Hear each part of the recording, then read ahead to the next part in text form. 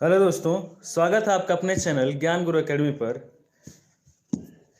बच्चों, जैसा कि आप लोगों को नोटिफिकेशन के द्वारा यह पहले से ही पता है कि आज की जो हमारी क्लास होने वाली है वो होने वाली है मैराथन क्लास। ठीक है। और क्लास 12th की ये क्लास होगी और आज लंबी क्लास होगी और आज जितना ज़्यादा से ज़्यादा हम लोग कवर कर सकते हैं बच्चों, उतना हम लोग कवर करेंगे। ठीक है। तो आइए शुरू किया जाए आज की क्लास। ठीक है।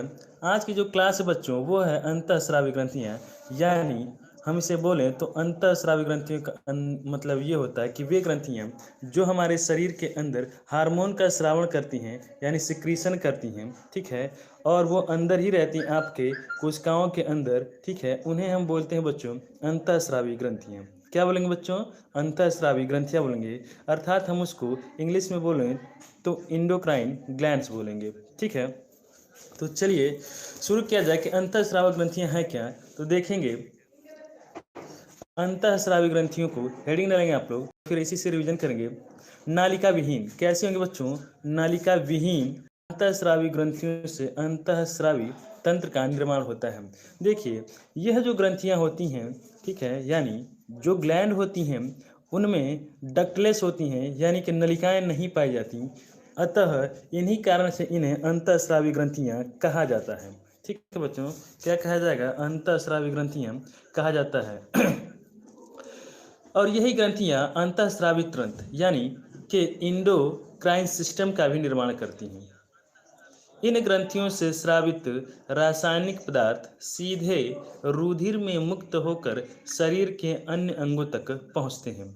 कहा जाता है बच्चों कि जो आपकी अंतःस्रावी ग्रंथियां हैं, इन ग्रंथियों से रासायनिक पदार्थ स्रावित होते हैं, यानी सिक्रीट होते हैं, जो सीधे रुधिर यानी कि ब्लड में या रक्त के अंदर मुक्त होते हैं और शरीर के अन्य भागों तक पहुंचते हैं, जिन्हें हम लोग हार्मोन्स कहेंगे। क्या कहते हैं बच्चों? जिन्हें हम हार्मोन कहते हैं। ठीक है। हार्मोन्स शरीर की विभिन्न क्रियाओं को उत्प्रेरक के रूप में समन्वित एवं नियंत्रित करते हैं। अगला जो पॉइंट है बच्चों वो है हमारा हार्मोन। और देखेंगे हार्मोन शरीर की विभिन्न क्रियाओं को उत्प्रेरक यानी कि जो रेट ऑफ रिएक्शन है, जो अभिक्रिया होने की दर है, अर्थात हम कहें कि जो क्रिया होने की दर है, उसको बढ़ा देता है। ठीक है। तो हार्मोन हमारे शरीर की विभिन्न क्रियाओं को उत्प्रेरक के रूप में समन्वित करते हैं, यानी कि कोऑर्डिनेट करते हैं। ठीक है। और नियंत्रित भी करते हैं। ठीक है। ये अंगों तथा तंत्रिका के मध्य संयोजन का काम करते हैं। देखिए, कोऑर्डिनेशन का मतलब होता है कि दो अंगों के बीच पारस्परिक संबंध को बनाए रखना है बच्चों, कहलाता है समन्वय। ठीक है। तो जो हार्मोन होते हैं ये सिक्रीट होते हैं, यानी कि स्रावित होते हैं और शरीर के तंत्रिका अंग के मध्य संयोजन का कार्य करते हैं। ठीक है। तो ये विभिन्न अंगों की क्रियाओं में रासायनिक समन्वय स्थापित करते हैं। अर्थात हमारे शरीर की बहुत सारी उपापचय जो क्रियाएं होती हैं बच्चों, वह हार्मोन के द्वारा कंट्रोल होती हैं। ठीक है। और उन हार्मोन का नियंत्रण भी किया जाता है। और यह हार्मोन और जो तंत्रिका तंत्र होती है उन दोनों के मध्य एक नियंत्रक का कार्य करता है। ठीक है। आगे देखेंगे हार्मोन का महत्व या इसके कार्य क्या हैं। ठीक है बच्चों। तो हार्मोन द्वारा शरीर के विभिन्न महत्वपूर्ण कार्य संपन्न किए जाते हैं, जो निम्नलिखित हैं। यदि ये बोर्ड एग्जाम में आए तो बिल्कुल आप ऐसे ही लिखेंगे। ठीक है। कि हार्मोन द्वारा शरीर के विभिन्न महत्वपूर्ण कार्य किए जाते हैं। ठीक है। Good morning Sandeep ji, good morning. जल्दी से बच्चा शेयर कर दीजिए। ठीक है। कि ज़्यादा से ज़्यादा लोग लाइव आ पाएँ और इस बेहतरीन सेशन का लाभ उठा पाएँ। ठीक है। और अभी तक यदि आप हमारे चैनल पर नए हैं तो चैनल को सब्सक्राइब कर दीजिएगा, दोस्तों के साथ शेयर कर दीजिएगा। ठीक है। तो आइए अपने टॉपिक पर चलते हैं और देखते हैं कि हार्मोन का महत्व क्या है। ठीक है। पहला पॉइंट ये है बच्चों कि हार्मोन शरीर की कोशिकाओं के उपापचय का नियंत्रण करते हैं। जैसा मैं अभी आपको बता रहा था कि शरीर की कोशिकाओं के अंदर उपापचय की जो भी घटना होती है, यानी कि जो भी मेटाबॉलिज्म होती है, उसका कंट्रोल करता है, उसको नियंत्रित करता है। ठीक है। यह हार्मोन। तो हार्मोन शरीर की कोशिकाओं के उपापचय का नियंत्रण करके शरीर की कार्यात्मक क्षमता को बनाए रखते हैं। ये शरीर की समुचित वृद्धि एवं विकास को भी सुनिश्चित करते हैं। जो हार्मोन होते हैं बच्चों, ये कोशिकाओं के उपापचय को नियंत्रित करते हैं तथा शरीर की कार्यात्मक क्षमता यानी शरीर ज़्यादा से ज़्यादा कार्य कर सके, इसको भी बनाए रखने का कार्य करते हैं। शरीर की समुचित वृद्धि, बहुत से ग्रोथ हार्मोन हैं बच्चों, ठीक है, जो वृद्धि में सहायक होते हैं और आपके शारीरिक विकास में सहायक होते हैं। यह हार्मोन आपके शरीर की समुचित वृद्धि और आपके संपूर्ण विकास को भी सुनिश्चित करने का कार्य करते हैं, ठीक है। कुछ हार्मोन रक्त में ग्लूकोज, लवण, आयरन आदि की मात्रा को नियंत्रित करते हैं। देखेंगे बच्चों, बहुत सारे हार्मोन ऐसे होते हैं, ठीक है, जो शरीर में रक्त यानी कि आरबीसी में ग्लूकोज, ठीक है, जैसे कि बात की जाए इंसुलिन की बच्चों, इंसुलिन आपके रक्त में, ठीक है, जो ग्लूकोज का लेवल होता है, ग्लूकोज का जो स्तर होता है, उसको नियंत्रित करने का कार्य करता है, ठीक है। इसीलिए बहुत सारे लोगों में मधुमेह की शिकायत होती है, जिसमें इंसुलिन का जो बैलेंस है बच्चों, यदि वो बिगड़ जाता है तो जाहिर सी बात है लोगों में बहुत सारी मधुमेह की बीमारियां हो सकती हैं, ठीक है। आगे देखेंगे, यह आयरन आदि की मात्रा को नियंत्रित करते हैं एवं शरीर में अंतः वातावरण की बात करेंगे तो इन्वायरमेंटल जो भी कंडीशन है उसको हार्मोन बनाए रखने के लिए बहुत ही ज़्यादा जिम्मेदार होते हैं। और अंतः वातावरण के संतुलन को ही बच्चों बोला जाता है होम्योस्टैसिस बनाए रखते हैं, ठीक है। तो ये पॉइंट आपके लिए बहुत इम्पॉर्टेंट है कि कुछ हार्मोन रक्त में ग्लूकोज, लवण, आयरन आदि की मात्रा को नियंत्रित करते हैं एवं शरीर के अंतः वातावरण यानी कि शरीर का जो अंतः वातावरण है, देखिए जैसे मैं सिंपल से एग्जांपल देता हूँ, बहुत सारे लोग होते हैं, ठीक है, तो वो यदि रास्ते में जाते हैं, बंद गाड़ियों में जाते हैं, तो वोमिटिंग करते हैं अर्थात उल्टियाँ वगैरह करने लगते हैं, ठीक है। तो उस कंडीशन में बच्चों क्या होता है, ठीक है, कि आपका जो कोऑर्डिनेशन है वो गड़बड़ हो जाता है, जिसके कारण से उल्टियाँ आने लगती हैं, ठीक है। तो अंतः वातावरण का लेना देना वहीं से है। यदि आपको इन्वायरमेंटल जो अंदर के शरीर की चीज़ें हैं, ठीक है, वो यदि आप कंट्रोल नहीं कर पा रहे हैं, ठीक है बच्चों, तो इसे हम लोग बोलते हैं कि आपका जो होम्योस्टैसिस है वो ठीक नहीं है, जिसके कारण उल्टियाँ वगैरह आने लगती हैं। गुड मॉर्निंग, ठीक है, आप लेट नहीं हैं, बिल्कुल आप टाइम से हैं, थोड़ा सा लेट हुआ है, कोई बात नहीं बच्चे, ठीक है। तो आएंगे अगला पॉइंट देखेंगे, कुछ हार्मोन हृदय स्पंदन यानी कि हृदय की जो धड़कनों की दर है, ठीक है, तथा श्वास की जो दर है उनको, ठीक है, क्या बोलते हैं बच्चों, कुछ हार्मोन रक्त स्पंदन, ठीक है, श्वास की दर आदि को नियमित करते हैं। बहुत सारे ऐसे हार्मोन हैं बच्चों जो आपके जो हृदय का स्पंदन दर है यानी हार्ट बीट है उसको रेगुलेट करते हैं, ठीक है, और आपका जो श्वास का दर है, ठीक है, उसको नियमित करते हैं, ठीक है। थर्ड पॉइंट में लिखा गया है, लिंग हार्मोन द्वारा प्रजनन से संबंधित अंगों का विकास तथा उनकी संपूर्ण क्रियाविधि का नियंत्रण का कार्य भी करते हैं। जैसे देखेंगे, मेल में मेल हार्मोन होते हैं यानी कि पुरुष हार्मोन होते हैं, जैसे प्रोजेस्टेरॉन हो गया, ठीक है, तो फीमेल में एस्ट्रोजन हो गया। ये सारे लिंग हार्मोन हैं और किसी भी जीव की शारीरिक विकास के लिए लिंग हार्मोन बहुत ही ज़्यादा आवश्यक होते हैं, ठीक है। और यह हार्मोन जो होते हैं डक्टलेस होते हैं और सभी संबंधित अंगों के विकास के लिए बहुत ही ज़्यादा इम्पॉर्टेंट होते हैं, ठीक है। तो अगला पॉइंट आपका यही है कि लिंग हार्मोन द्वारा प्रजनन से संबंधित अंगों का विकास तथा उनकी संपूर्ण क्रियावृद्धि का नियंत्रण का कार्य किया जाता है, ठीक है। अगले पॉइंट पे देखेंगे, अगला पॉइंट है हमारा, आहार नाल के विभिन्न भागों में श्लेष्मिका से स्रावित हार्मोन पाचक रसों के श्रावण को प्रेरित करते हैं। देखिए बहुत सारे इंटेस्टाइनल जूस वगैरह निकलते हैं, ठीक है, वो श्लेष्मिका से स्रावित होने वाले हार्मोन पाचक रसों, ठीक है, हार्मोन पाचक रसों के श्रावण को प्रेरित करते हैं। जब हम लोग भोजन करते हैं तो वह भोजन 4 से 5 घंटे के अंदर पच जाता है। तो उस भोजन को पचाने के लिए भी बच्चों हमारे आहार नाल से, गाल ब्लैडर से, स्मॉल इंटेस्टाइन से, लार्ज इंटेस्टाइन से, सबसे ज़्यादा तो लीवर वगैरह से, ठीक है। बहुत सारे हार्मोन स्रावित होते हैं जो उस भोजन को पचाने का कार्य करते हैं, ठीक है। तो ये भी पॉइंट आपके लिए बहुत ही इंपॉर्टेंट है। कुछ बातें करेंगे ऐसे हार्मोन्स की, ठीक है, जैसे में लिखेंगे, लास्ट पॉइंट है कुछ हार्मोन जैसे एड्रेलिन। एड्रेलिन को बच्चों 3F भी बोला जाता है, फन फ्लाइट और फ्राइट, ठीक है। यदि आप झगड़ा करते हैं, ठीक है, फिर आप वहाँ से भाग जाते हैं और फिर उसके बाद आपको डर लगता है, तो उसके लिए जिम्मेदार जो हार्मोन है बच्चों वो है एड्रेलिन। कौन सा हार्मोन होगा? एड्रेलिन होगा, जो आपको लड़ाई करने के लिए प्रेरित करेगा, ठीक है, और लड़ाई के स्थान से भाग जाने के लिए प्रेरित करेगा, और घर जाने के बाद आपको जो फियर लगेगा, डर लगेगा, उसके लिए भी जिम्मेदार एड्रेलिन हार्मोन ही होगा, ठीक है। तो देखेंगे कुछ हार्मोन जैसे एड्रेलिन शरीर को संकटकालीन परिस्थितियों में सामना करने के लिए तैयार करते हैं, ठीक है। अगली जो हमारी हेडिंग होगी अंतःस्रावी ग्रंथियाँ, ठीक है। अंतःस्रावी ग्रंथियाँ यानी कि इंडोक्राइन ग्लैंड, ठीक। हमारे शरीर की प्रमुख अंतःस्रावी ग्रंथियाँ नलिका विहीन होती हैं। जो भी आपकी जो भी आपकी जो ग्रंथियाँ होती हैं, ठीक है, यानी कि इंडोक्राइन्स ग्लैंड होती हैं बच्चों, वो डक्टलेस होती हैं, यानी कि नलिका विहीन होती हैं। वह श्रावण करती हैं और रक्त के माध्यम से एक जगह से दूसरे जगह जाती हैं। अर्थात हम ये कह सकते हैं कि एक कोशिका से दूसरे कोशिका तक जाने के लिए उसको रक्त के माध्यम से जाना पड़ता है, ठीक है।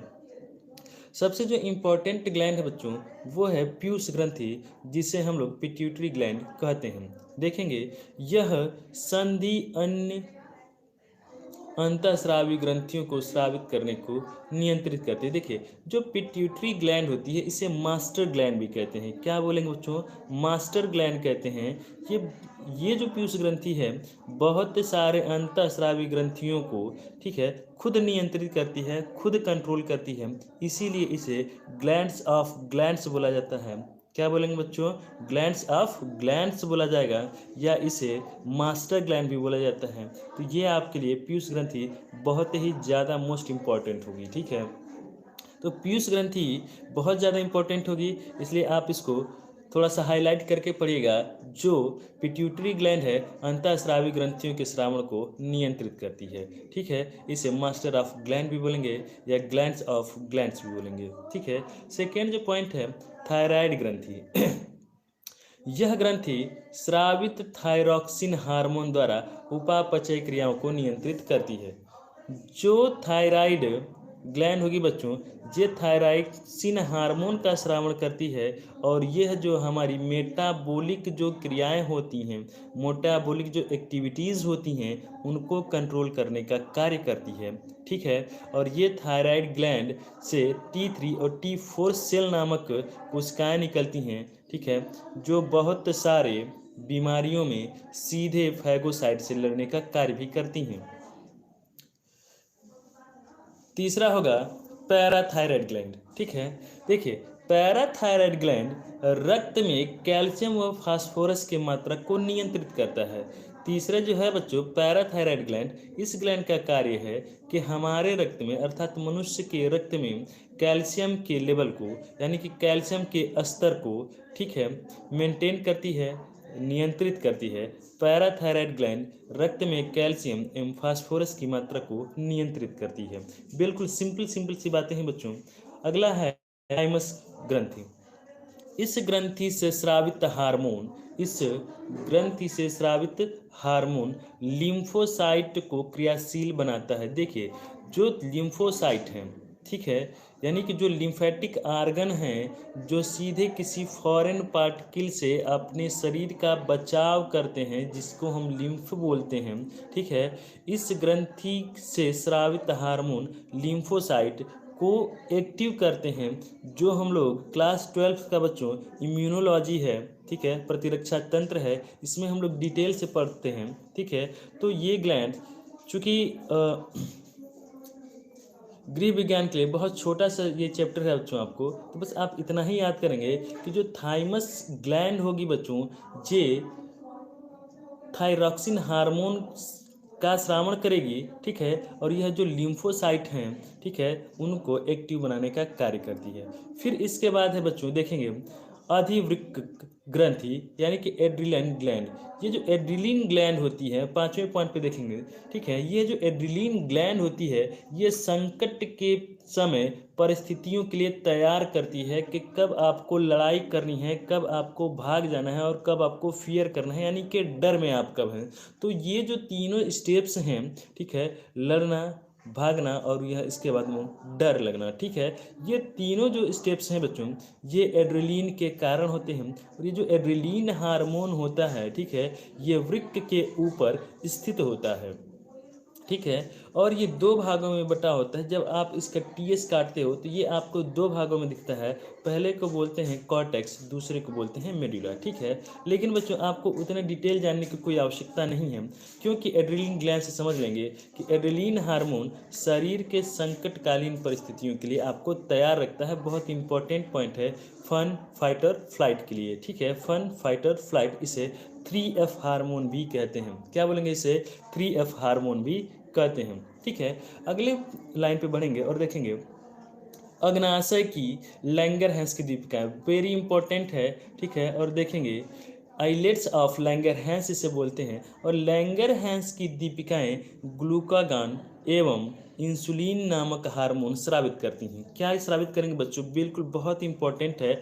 लैंगरहैंस की जो दीपिकाएं हैं ग्लूकागॉन एवं इंसुलिन नामक हार्मोन स्रावित करती हैं। और हम बता चुके हैं अभी अब से कुछ ही देर पहले कि इंसुलिन जो है वो रक्त में शर्करा की मात्रा का नियंत्रण करता है। यदि इंसुलिन की मात्रा बच्चों, ठीक है, घटे या बढ़े तो उसके कारण ठीक है डायबिटीज़ ए या डायबिटीज़ मेलिटस नाम की मधुमेह बीमारी होती है, ठीक है। तो देखेंगे लैंगरहैंस की दीपिकाएं ग्लूकागॉन एवं इंसुलिन नामक हार्मोन का स्रावण करती हैं।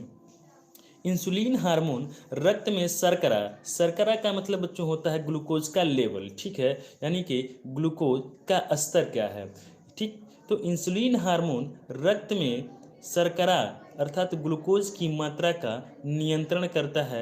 इसकी कमी से अर्थात इंसुलिन हार्मोन नहीं बच्चों, यानी कि शर्करा की कमी से, ठीक है, शरीर में जल की मात्रा मूत्र में आने लगती है, ठीक है, जिसे मधुमेह या डायबिटीज़ कहा जाता है, ठीक है। शरीर से शर्करा कहाँ आने लगती है? मूत्र में आने लगती है, जिसे मधुमेह या डायबिटीज़ कहा जाता है। ये आम बीमारी है बच्चों, किसी को भी हो सकती है। और आप समझ सकते हैं आपके शरीर में यदि इंसुलिन के हार्मोन का जो परसेंटेज है अप या डाउन करता है, ठीक है, उसके कारण डायबिटीज रोग हो सकती है, ठीक है। आखिरी जो ग्लैंड है बच्चों वो है जनन ग्रंथियाँ, जिसे हम लोग गोनैड्स बोलते हैं, ठीक है। क्या बोलेंगे बच्चों? गोनैड्स बोलेंगे। और ये जो गोनैड्स होते हैं ये लैंगिक लक्षणों के विकास में बहुत ज़्यादा सहायक होते हैं, ठीक है। ये गोनैड्स जो होते हैं वो प्राइमरी कैरेक्टर को यानी कि प्राथमिक लक्षण को प्रदर्शित करेंगे, चाहे वो मेल हों चाहे फीमेल्स हों, ठीक है। देखेंगे ये ग्रंथियां लैंगिक लक्षणों के विकास में सहायक होती हैं। ये ग्रंथियां बच्चों कहाँ सहायक होंगी? लैंगिक लक्षणों के विकास में, ठीक है। क्यों? कि यदि गोनैड्स मेल में नहीं होगा, ठीक है, तो जो उसके मेल कैरेक्टर हैं यानी कि जो उसके पुरुषों के कैरेक्टर्स हैं बच्चों वो नहीं समझ में आ पाएंगे, ठीक है। और फीमेल की बात किया जाए तो जो ओवेरियन हार्मोन है, ठीक है, वो बढ़िया से जब वो अच्छी तरह से विकसित नहीं हो पाएगी, ठीक है। तो समझ लीजिएगा बच्चों ये सारी ग्रंथियां हैं जो आपके बोर्ड एग्जाम 2021 के लिए बहुत ही ज़्यादा इम्पॉर्टेंट हैं, ठीक है। तो इन्हें आप लोग बिल्कुल याद रखेंगे, ठीक। छोटा सा आपका चैप्टर बच्चों ये वाला, ठीक है, जिसे हम लोग बोलते हैं थे अंतःस्रावी ग्रंथियाँ, ठीक। तो अंतःस्रावी ग्रंथियों में यदि आपको किसी भी प्रकार का कोई दिक्कत हो, समस्या हो, ठीक है, तो आप कमेंट के माध्यम से पूछ लीजिएगा, आपके सारे डाउट्स क्लियर कर लिए जाएंगे, ठीक है। तो ये चैप्टर हमारा फिनिश हो जाता है, ख़त्म हो जाता है। यदि आपको किसी भी प्रकार का कोई भी डाउट हो तो कमेंट के माध्यम से आप जरूर इसको क्लियर कर लीजिएगा, ठीक है। इसके जो बहुविकल्पीय क्वेश्चन है बच्चों वो हम अगले क्लास में करेंगे। आज के जो हमारे क्लासेस होने वाले हैं वो सिर्फ चैप्टर्स वाइज होने वाले हैं, ठीक है। देखेंगे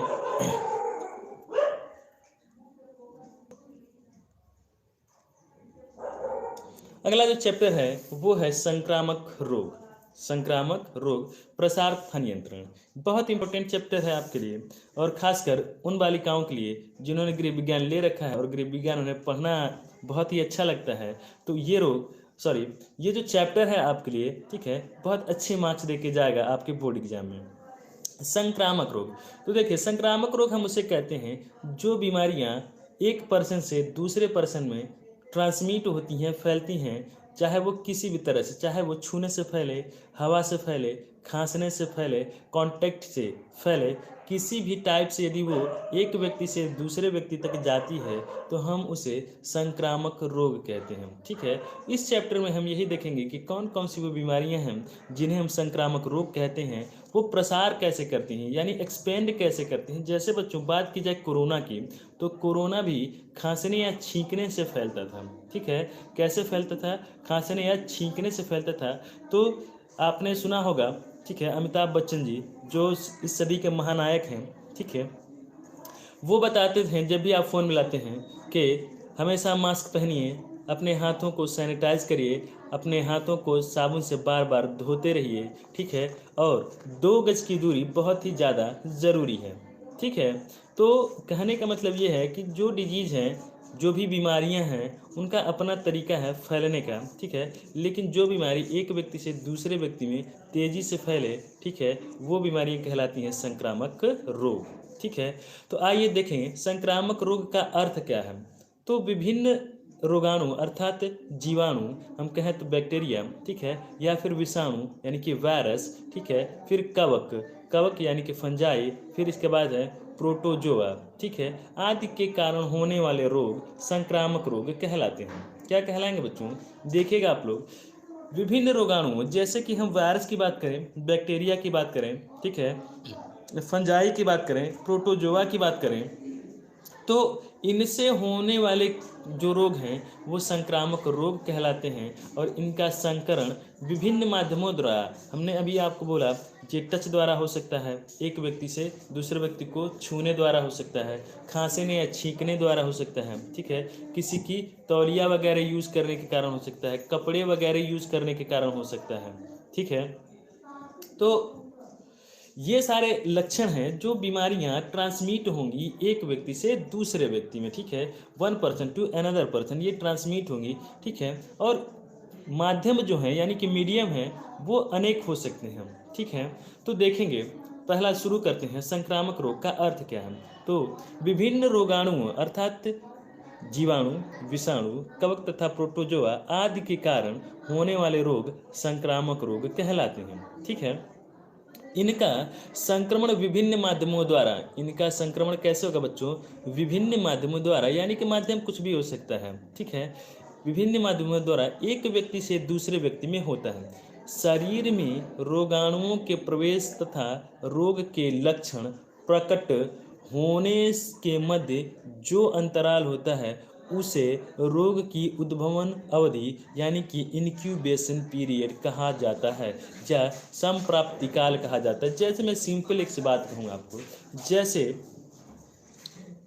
खासकर बात कीजिए ये मलेरिया की, ठीक है, तो जब कोई मादा एनाफिज आपको काटती है तो मच्छर के काटने से, ठीक है, और पहली बार बुखार आने का जो समय होगा बच्चों वो कहलाता है उद्भवन काल, यानी कि इंक्यूबेशन पीरियड कहलाएगा। ठीक है, अर्थात संक्रमण होने से और उसके लक्षण पहली बार दिखाई देने का बीच की जो अवधि होगी वो उद्भवन अवधि कहलाएगी, यानी कि इंक्यूबेशन पीरियड कहलाएगी। ठीक है, आगे देखेंगे कि संक्रामक रोगों के प्रसार हैं कितने टाइप के। तो संक्रामक रोगों का प्रचार जो है निम्नलिखित 6 प्रकार से होगा, यानी कि 6 टाइप से संक्रामक रोग जो इन्फेक्टियस डिजीज हैं वो स्प्रेड कर सकते हैं, फैल सकते हैं।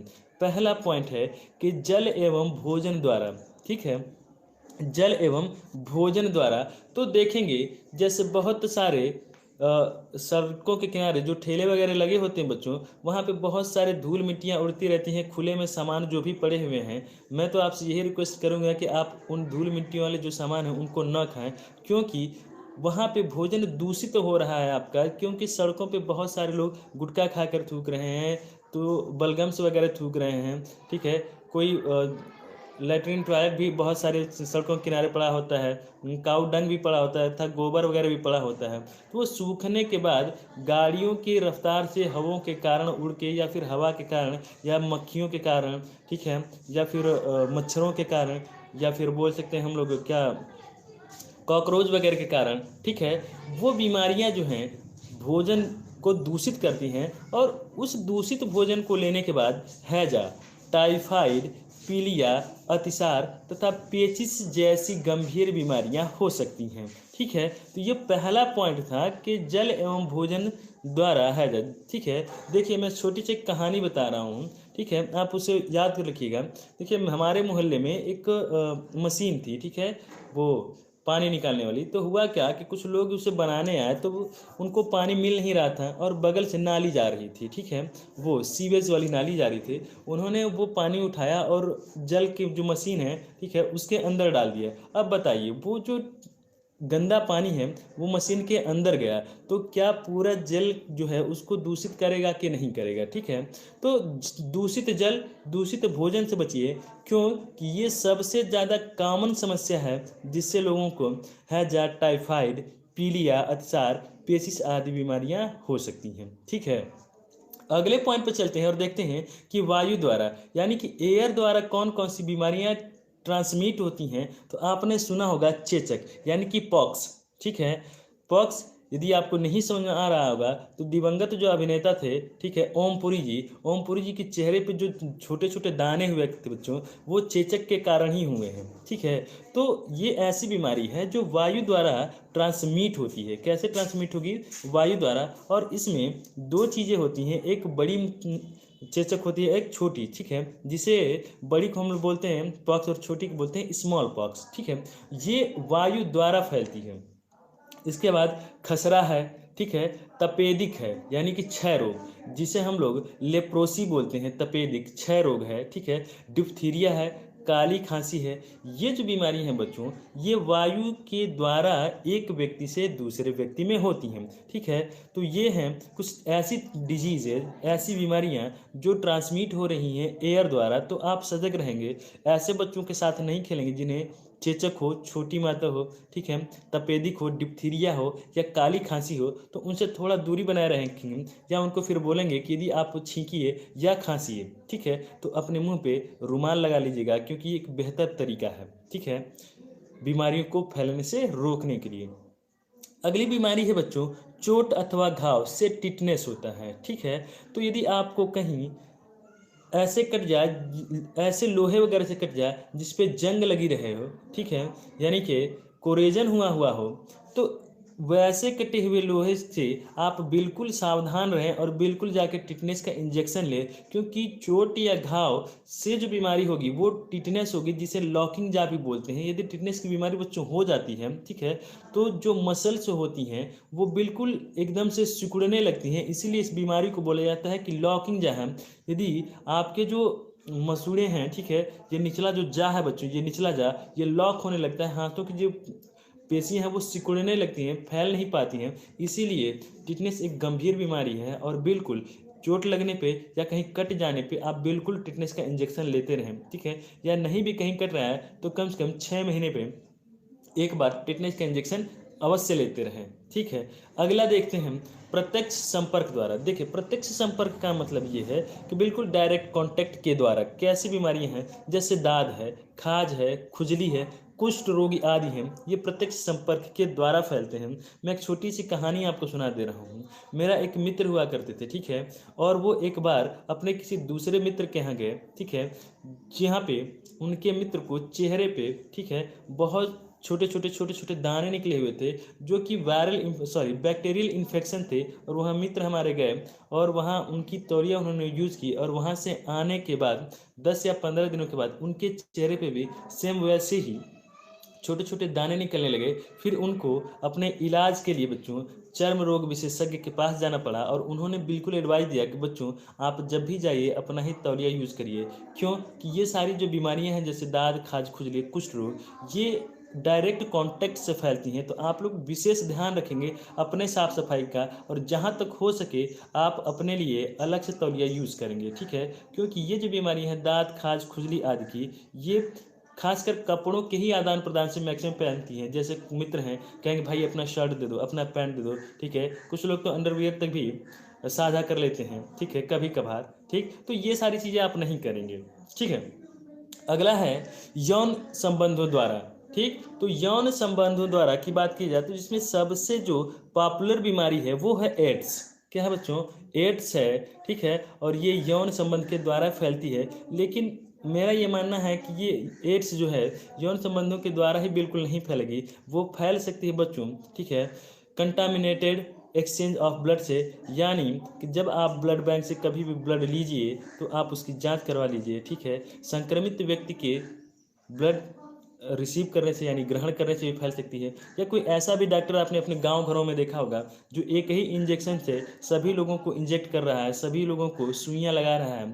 तो यदि कोई इसमें संक्रमित व्यक्ति भी आ जाए, ठीक है, तो उसको भी संक्रमण होने के चांसेस बढ़ जाते हैं, ठीक है। तो ये हैं कुछ ऐसी बीमारियां, ठीक, जैसे सुजाक, गोनोरिया, सिफिलिस, एड्स आदि जो बीमारियां हैं वो यौन संबंधों के कारण फैलती हैं।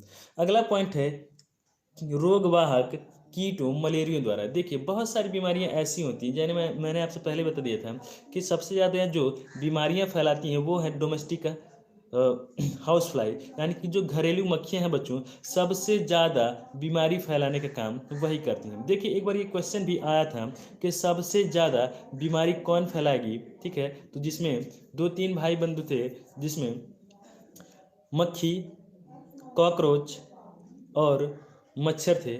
तो इन तीनों में सबसे ज़्यादा कोई बीमारियां फैलाएगा बच्चों तो वो होती हैं घरेलू मक्खियां। तो घरेलू मक्खियां सबसे ज़्यादा बीमारियां फैलाती हैं और वो हो सकती हैं malaria, dengue, chikungunya, filaria, rabies आदि रोग को कीट फैलाते हैं, ठीक है। फिर देखते हैं अगले पॉइंट में कि संक्रामक रोगों की रोकथाम के सामान्य उपाय क्या हैं। ठीक है, चलिए हम मान लेते हैं कि बहुत सारी सावधानी के बाद भी यदि कोई संक्रामक रोग हो ही जाता है तो उसका उपचार आप कैसे करोगे, ठीक है, उसकी रोकथाम आप कैसे करोगे।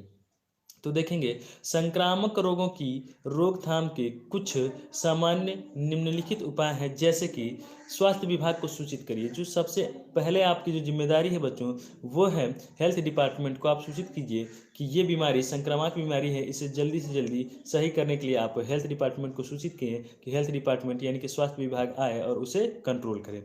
दूसरा है कि जिस व्यक्ति को यह रोग हुआ है उस व्यक्ति को थोड़ा अलग थलग रखना चाहिए। मैं ये नहीं कह रहा कि सोसाइटी से अलग रखना चाहिए, ठीक है, लेकिन जब तक वह व्यक्ति उस रोग से ग्रसित है उसको थोड़ा अपने परिवार से, थोड़ा अपने समाज से दूरी बना के रखनी चाहिए, क्योंकि वो डिजीज़ जो है, वो बीमारी जो है संक्रामक है, एक व्यक्ति से दूसरे व्यक्ति में फैलेगी, ठीक है।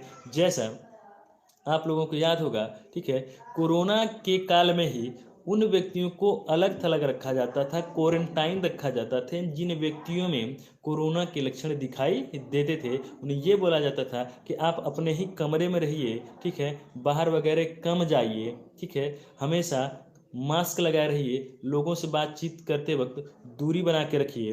तो यही सारे उपाय संक्रामक रोगों के लिए भी आप रखेंगे, ठीक है। जिस व्यक्ति को संक्रामक रोग हो जाए, ठीक है, उसे दूसरे व्यक्ति से थोड़ा अलग थलग रखना चाहिए, ठीक है।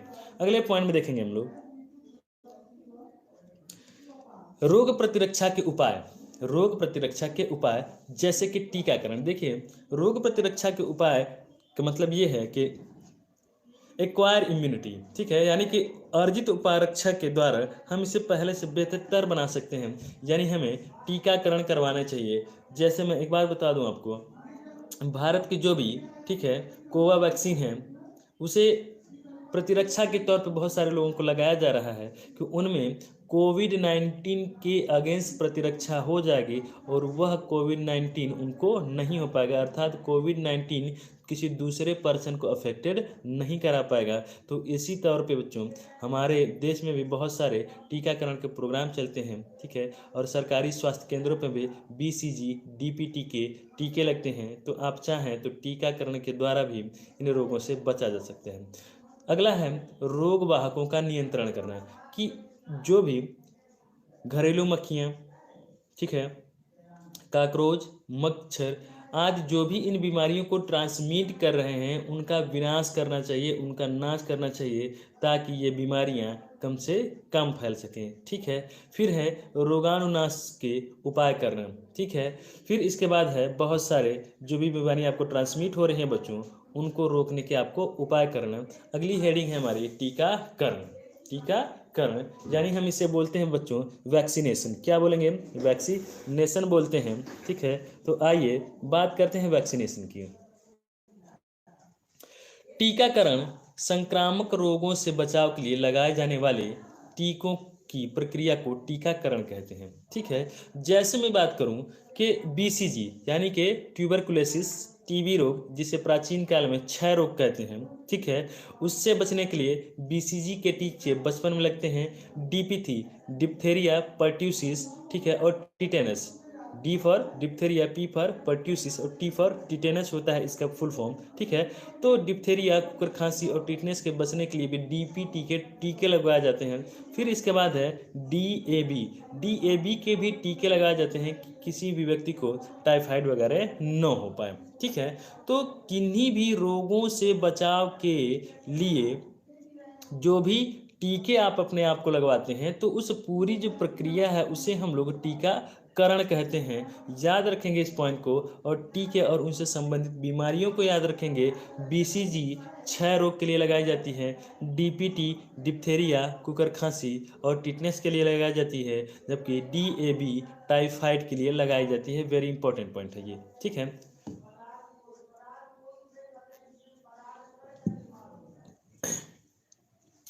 अगले पॉइंट की तरफ आगे बढ़ेंगे बच्चों और देखेंगे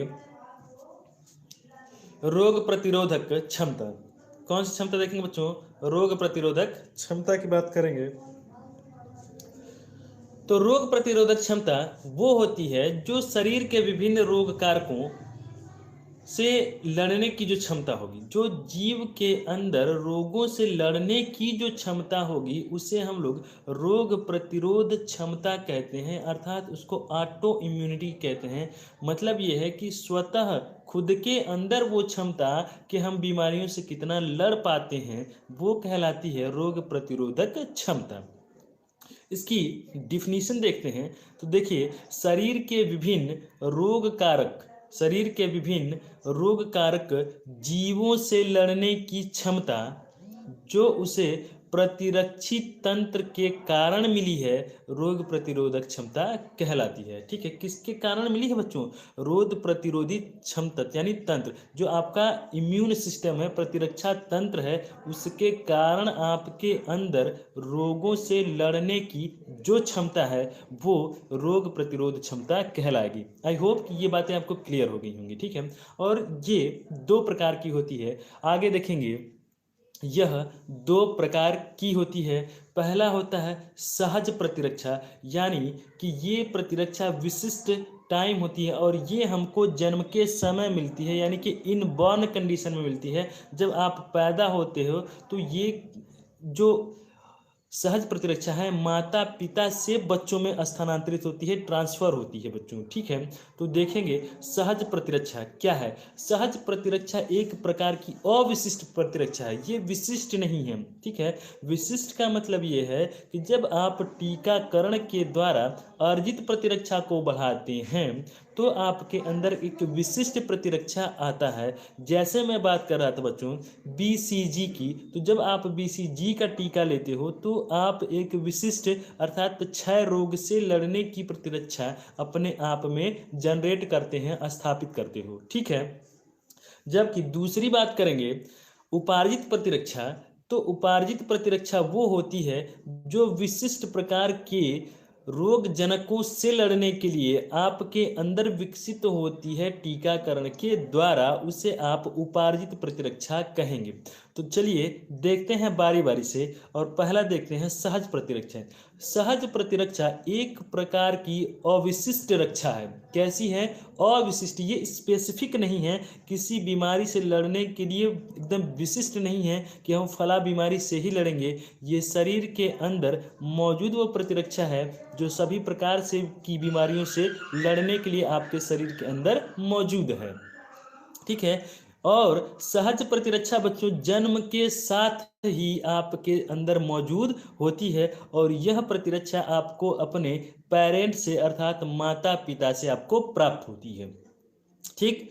आई होप कि आपको क्लियर हो गया होगा। इसके बाद भी यदि क्लियर न हो पाए तो बिल्कुल आप कमेंट के माध्यम से पूछ लीजिएगा। सहज प्रतिरक्षा जन्म के साथ होगी, अविशिष्ट होगी, और यह आपको आपके माता पिता से प्राप्त होती है। ठीक है। सेकेंड की बात की जाए उपार्जित प्रतिरक्षा की, तो उपार्जित प्रतिरक्षा रोगजनक विशिष्ट है। मैंने आपको बता दिया है कि जो आप उपार्जित करोगे, एक्वायर करोगे। ठीक है। एक्वायर का मतलब आप जिसे इकट्ठा करोगे कि भैया हम डीपीटी का टीका लगवा लेते हैं। ठीक है।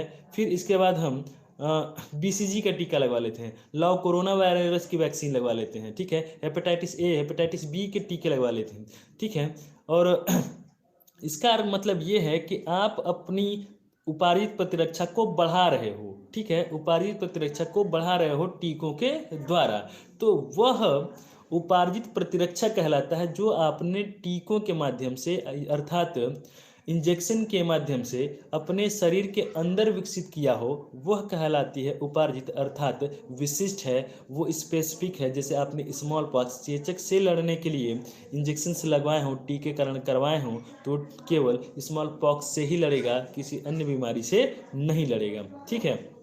आई होप कि क्लियर हो गया होगा। तो चलिए इसको कंप्लीट करते हैं। उपार्जित प्रतिरक्षा रोगजनक विशिष्ट होती है शरीर में रोगाणुओं का प्रवेश होने पर। ठीक है। शरीर में जो भी आपके वायरस, बैक्टीरिया, फंजाई या प्रोटोजोआ हैं, वो जब शरीर के अंदर प्रवेश करेंगे तो शरीर की रोग प्रतिरोधक क्षमता का विकास होना ही उपार्जित प्रतिरक्षा कहलाता है। ठीक है। क्या कहलाएगा? ये बहुत ही इंपॉर्टेंट है। सहज प्रतिरक्षा यानी कि इनेट इम्यूनिटी, और दूसरा होता है उपार्जित प्रतिरक्षा जिसे आप बोलते हो। ठीक है। एक्वायर्ड यानी कि आपने एक्वायर किया है। ठीक है। उसे कमाया गया है, एक्वायर किया गया है। ठीक है। ग्रहण किया गया है बाहर से। तो ये दो प्रकार की, ठीक है, प्रतिरक्षा होती है जिसे आप बोलते हैं सहज प्रतिरक्षा। ये अविशिष्ट होती है। सर्दी जुकाम बुखार किसी भी बीमारी से लड़ने के लिए शरीर के अंदर की प्रतिरक्षा होती है। और दूसरा होता है बच्चों उपार्जित प्रतिरक्षा जो विशिष्ट होती है, एक रोग के लिए स्पेसिफिक होगी। आपने उस रोग के लिए यदि टीकाकरण करवाया है तो वो उसी रोग की बीमारी से सिर्फ और सिर्फ लड़ेगा। ठीक। तो चलिए आगे बढ़ते हैं और देखते हैं। फिर है आपकी हेडिंग निसंक्रमण तथा निसंक्रामक पदार्थ। ठीक है। ये है क्या? तो रोगाणुओं को नष्ट करने की जो प्रक्रिया होती है उसे निसंक्रमण कहेंगे। ठीक है। जैसे रोगाणुओं को हम नष्ट करते हैं कैसे? दवाओं के माध्यम से। ठीक है। दवाओं के माध्यम से छिड़काव करके, ब्लीचिंग पाउडर्स के छिड़काव करके भी जहाँ पे संक्रमण फैलने की संभावना है वहाँ आप छिड़काव करते हैं, या हाथों में सैनिटाइजर लगा के। ठीक है। तो पढ़ेंगे रोगाणुओं को नष्ट करने की प्रक्रिया। रोगाणुओं को नष्ट करने की प्रक्रिया को निसंक्रमण कहते हैं। मतलब बहुत ही इजी है, बहुत ही आसान है कि निसंक्रमण क्या है। तो सिंपल सी बात बच्चों समझेंगे कि रोगाणुओं की को नष्ट करने की जो प्रक्रिया होगी उसे निसंक्रमण कहते हैं। निसंक्रमण के लिए अपनाए जाने वाले पदार्थ को निसंक्रमण पदार्थ कहा जाता है। अर्थात जल्द की ही बात है, आपने देखा होगा गवर्नमेंट सैनिटाइज करा रही थी। ठीक है। सारे पब्लिक प्लेस को, ट्रेन्स को, ऑफिस को, मॉल्स वगैरह को, कि यदि यहाँ पे कोरोना वायरस हो तो वह ख़त्म हो जाए। तो जो पदार्थ छिड़का जा रहा था, ठीक है, या जो पदार्थ निसंक्रमण में उपयोग किया जा रहा था, ठीक है, उस पदार्थ को हम लोग बोलते हैं निसंक्रमण पदार्थ। ठीक है। निसंक्रमण के लिए सामान्यतः 3 विधियों भौतिक, प्राकृतिक एवं रासायनिक का प्रयोग किया जाता है। ठीक है, तीनों प्रकार के हम पदार्थों का उपयोग कर सकते हैं। भौतिक भी हो सकता है, नेचुरल अर्थात प्राकृतिक भी हो सकता है, और रासायनिक यानी कि केमिकल भी हो सकता है। रोगाणुओं को नष्ट करने के लिए हम इन तीनों में से किसी का भी उपयोग कर सकते हैं। तो पहले बात करते हैं भौतिक की। ठीक है, तो देखिएगा, भौतिक निसंक्रमण इनकी 4 विधियां हैं। भौतिक निसंक्रमण की कितनी विधियां हैं बच्चों? 4 विधियां हैं। पहला है जलाना। ठीक है, अर्थात व्यर्थ एवं अनुपयोगी संक्रमित वस्तुओं को आग में जलाना श्रेयकर है। ठीक है, अर्थात व्यर्थ हो चुकी हैं, अनुपयोगी हैं, ठीक है, और जिनसे संक्रमण फैलने की पूरी पूरी संभावना है, उन वस्तुओं को आप जला दीजिए, वो भौतिक है, वो नष्ट हो जाएंगे। दूसरा है वाष्प या भाप द्वारा। ठीक है, ऐसे वस्त्र एवं अन्य वस्तुओं को निसंक्रमित किया जाता है। देखिए, ऐसे वस्त्र जिनमें संक्रमण होने की संभावना ज़्यादा से ज़्यादा हो, उन्हें या तो आप वाष्प में, ठीक है, अर्थात गर्म पानी में, ठीक है, उसको स्टेरिलाइज कर सकते हैं। ठीक है, या उसे धूप में सुखा सकते हैं जिससे संक्रमण न हो।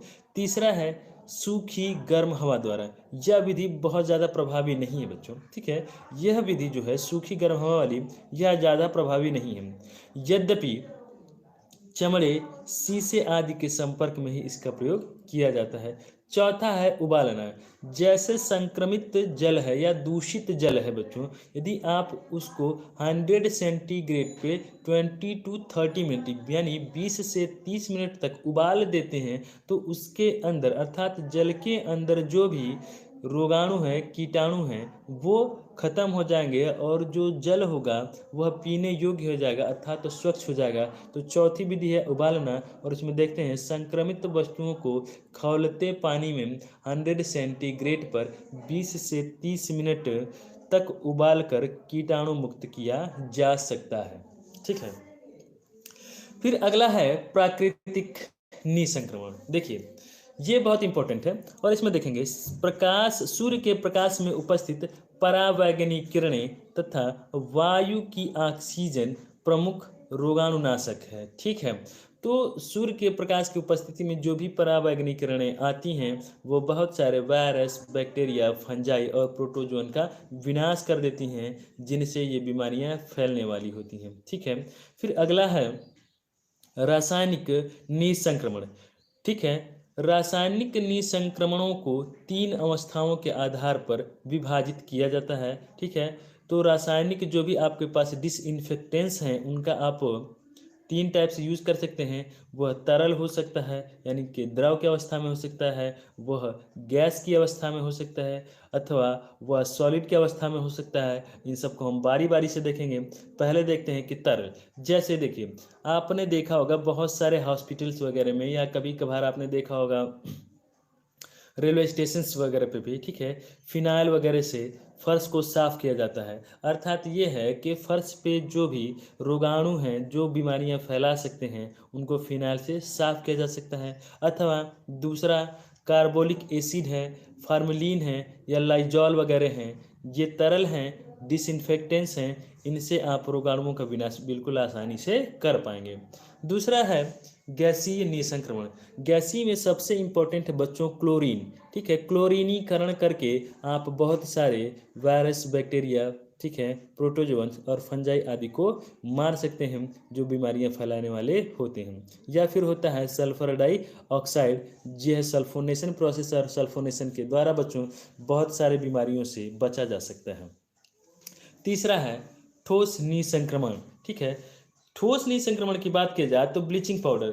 ठीक है, आपने देखा होगा बहुत सारे गली मोहल्लों में, ठीक है, सफाई करने के बाद वहाँ सफ़ेद सफ़ेद पाउडर का छिड़काव कर दिया जाता है, जिससे कि वहाँ पे जो भी डिसइंफेक्टेंट्स है वो ख़त्म हो जाए। या फिर कभी कभार आप सुने चूने का इस्तेमाल भी किया जाता है, पोटेशियम परमैंगनेट का इस्तेमाल किया जाता है, और कॉपर सल्फेट का भी इस्तेमाल किया जाता है। ठीक है, तो ये है आपके रासायनिक निसंक्रमण तरल। ठीक है, जिसका उपयोग हम करते हैं बच्चों,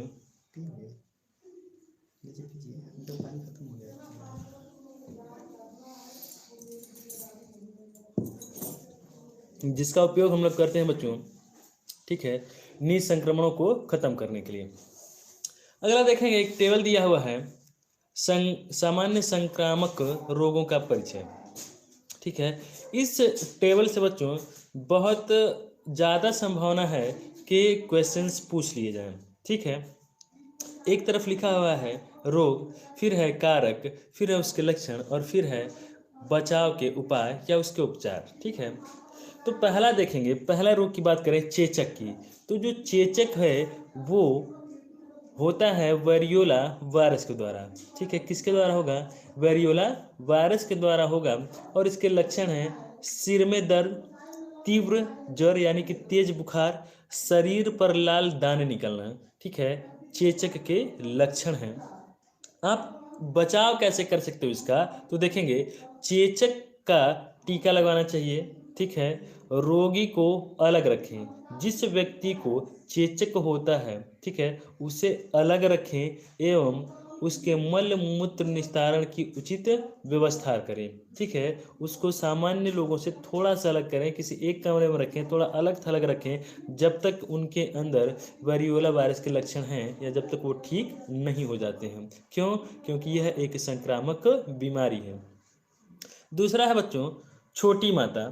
ठीक है, छोटी माता, यह भी वायरस जनित रोग है और इसके लक्षण भी बुखार आना, शरीर में दर्द, शरीर पर छोटे दाने निकलना। ठीक है, शरीर पर छोटे छोटे दाने निकलते हैं जिन्हें हम लोग छोटी माता कहते हैं। इसके बचाव के उपाय देखेंगे तो रोगी को अलग कमरे में विश्राम की व्यवस्था करनी चाहिए। ठीक है, जिस व्यक्ति में छोटी माता के लक्षण दिखें, ठीक है, उस रोगी को अलग कमरे में विश्राम की व्यवस्था करनी चाहिए। ठीक है, और मल मूत्र निस्तारण के उचित प्रबंधन उसके लिए करना चाहिए। ठीक है, तीसरा देखते हैं क्षय रोग या तपेदिक। जो क्षय रोग होता है, ठीक है, जिसे हम लोग टीबी बोलते हैं। ठीक है, यह एक जीवाणु के द्वारा होता है, यानी यह एक क्या बोलते हैं बच्चों, बैक्टीरिया के द्वारा होता है, जिसका नाम है माइकोबैक्टीरियम ट्यूबरकुलोसिस। ठीक है, क्या नाम है? Mycobacterium tuberculosis. माइकोबैक्टीरियम ट्यूबरकुलोसिस जीवाणु के द्वारा तपेदिक रोग अर्थात टीबी होता है। इसके लक्षण क्या हैं? तो टीबी जिस व्यक्ति को हो जाती है, यानी तपेदिक जिस व्यक्ति को हो जाती है, उसके अंदर शारीरिक दुर्बलता आती है। यानी शारीरिक दुर्बलता का मतलब ये है कि स्वास्थ्य उसका, ठीक है, खराब होने लगता है और वो व्यक्ति का जो स्वास्थ्य है खराब होने के कारण शारीरिक दुर्बलता आने लगती है, भूख कम लगती है, खांसी में बलगम आता है यानी म्यूकस आते हैं, कफ वगैरह आते हैं। ठीक है, शरीर में रक्त की कमी हो जाती है। ठीक है, तथा इससे सर्वाधिक जो प्रभावित अंग होता है वो फेफड़ा होता है बच्चों। ठीक है, तो इसको आप लोग याद रखेंगे कि तपेदिक में सबसे ज़्यादा प्रभावित होने वाला जो अंग है वो है फेफड़ा। ठीक है, बचाव के उपाय बच्चों ये है कि देखिए, बीसीजी का टीका लगवाएं। बीसीजी का टीका लगवाएं, अर्थात बचपन में ही बीसीजी के टीके लगते हैं। और दूसरी बात यह है कि यदि ये आपको हो ही जाता है तो सरकारी जितने भी हॉस्पिटल्स हैं उन पे, ठीक है, इनकी दवाएं जो डॉट नॉम की होती है, ये दवाएं आपको मुफ्त दी जाती हैं, अर्थात फ्री में दी जाती हैं। लेकिन सावधानी आपको ये बरतनी रहती है कि जो दवाइयाँ होती हैं आपको रेगुलर टाइम पे लेनी रहती हैं, किसी भी प्रकार की कोई लापरवाही नहीं करनी रहती है। यदि आप बिना लापरवाही के बिल्कुल सचेत होकर इन दवाइयों का उपयोग 6 महीने तक करते हैं तो बिल्कुल आप इस तपेदिक रोग या क्षय रोग से मुक्त हो सकते हैं। ठीक है, अगली बात करेंगे बच्चों, खसरा क्या है? खसरा वायरस जनित रोग है। खसरा कैसे होगा? वायरस से होगा। ठीक है, और लक्षण इसके क्या क्या हैं बच्चों? तो लक्षण देखेंगे, जाड़े के साथ बुखार का आना, यानी कपकपी के साथ आपको बुखार आएगा और शरीर पर दाने निकलते हैं। ठीक है, ये हैं खसरे के लक्षण कि कपकपी के साथ अर्थात जाड़े के साथ आपको बुखार आएगा और शरीर पर दाने निकलेंगे। और इससे बचाव के उपाय ये हैं कि बच्चों का टीका लगवाना चाहिए, जो भी छोटे बच्चे हों आपके घर वगैरह में, अगल बगल आस पड़ोस में। ठीक है, ये बीमारी उनको भविष्य में न हो इसलिए उनको खसरे का टीका लगवाएं। ठीक है। तो बच्चों को खसरे का टीका लगवाना चाहिए, सफाई का विशेष ध्यान देना चाहिए, सफाई का विशेष ध्यान देना चाहिए, ठीक है, विशेष ध्यान देना चाहिए उनके साफ सफाई को, ठीक है। अगली जो बीमारी है बच्चों वो है डिप्थीरिया, ठीक है, और ये इसका कारक है कोरिनोबैक्टीरियम डिप्थीरियाई जीवाणु। क्या है? कोरिनोबैक्टीरियम डिप्थीरियाई जीवाणु।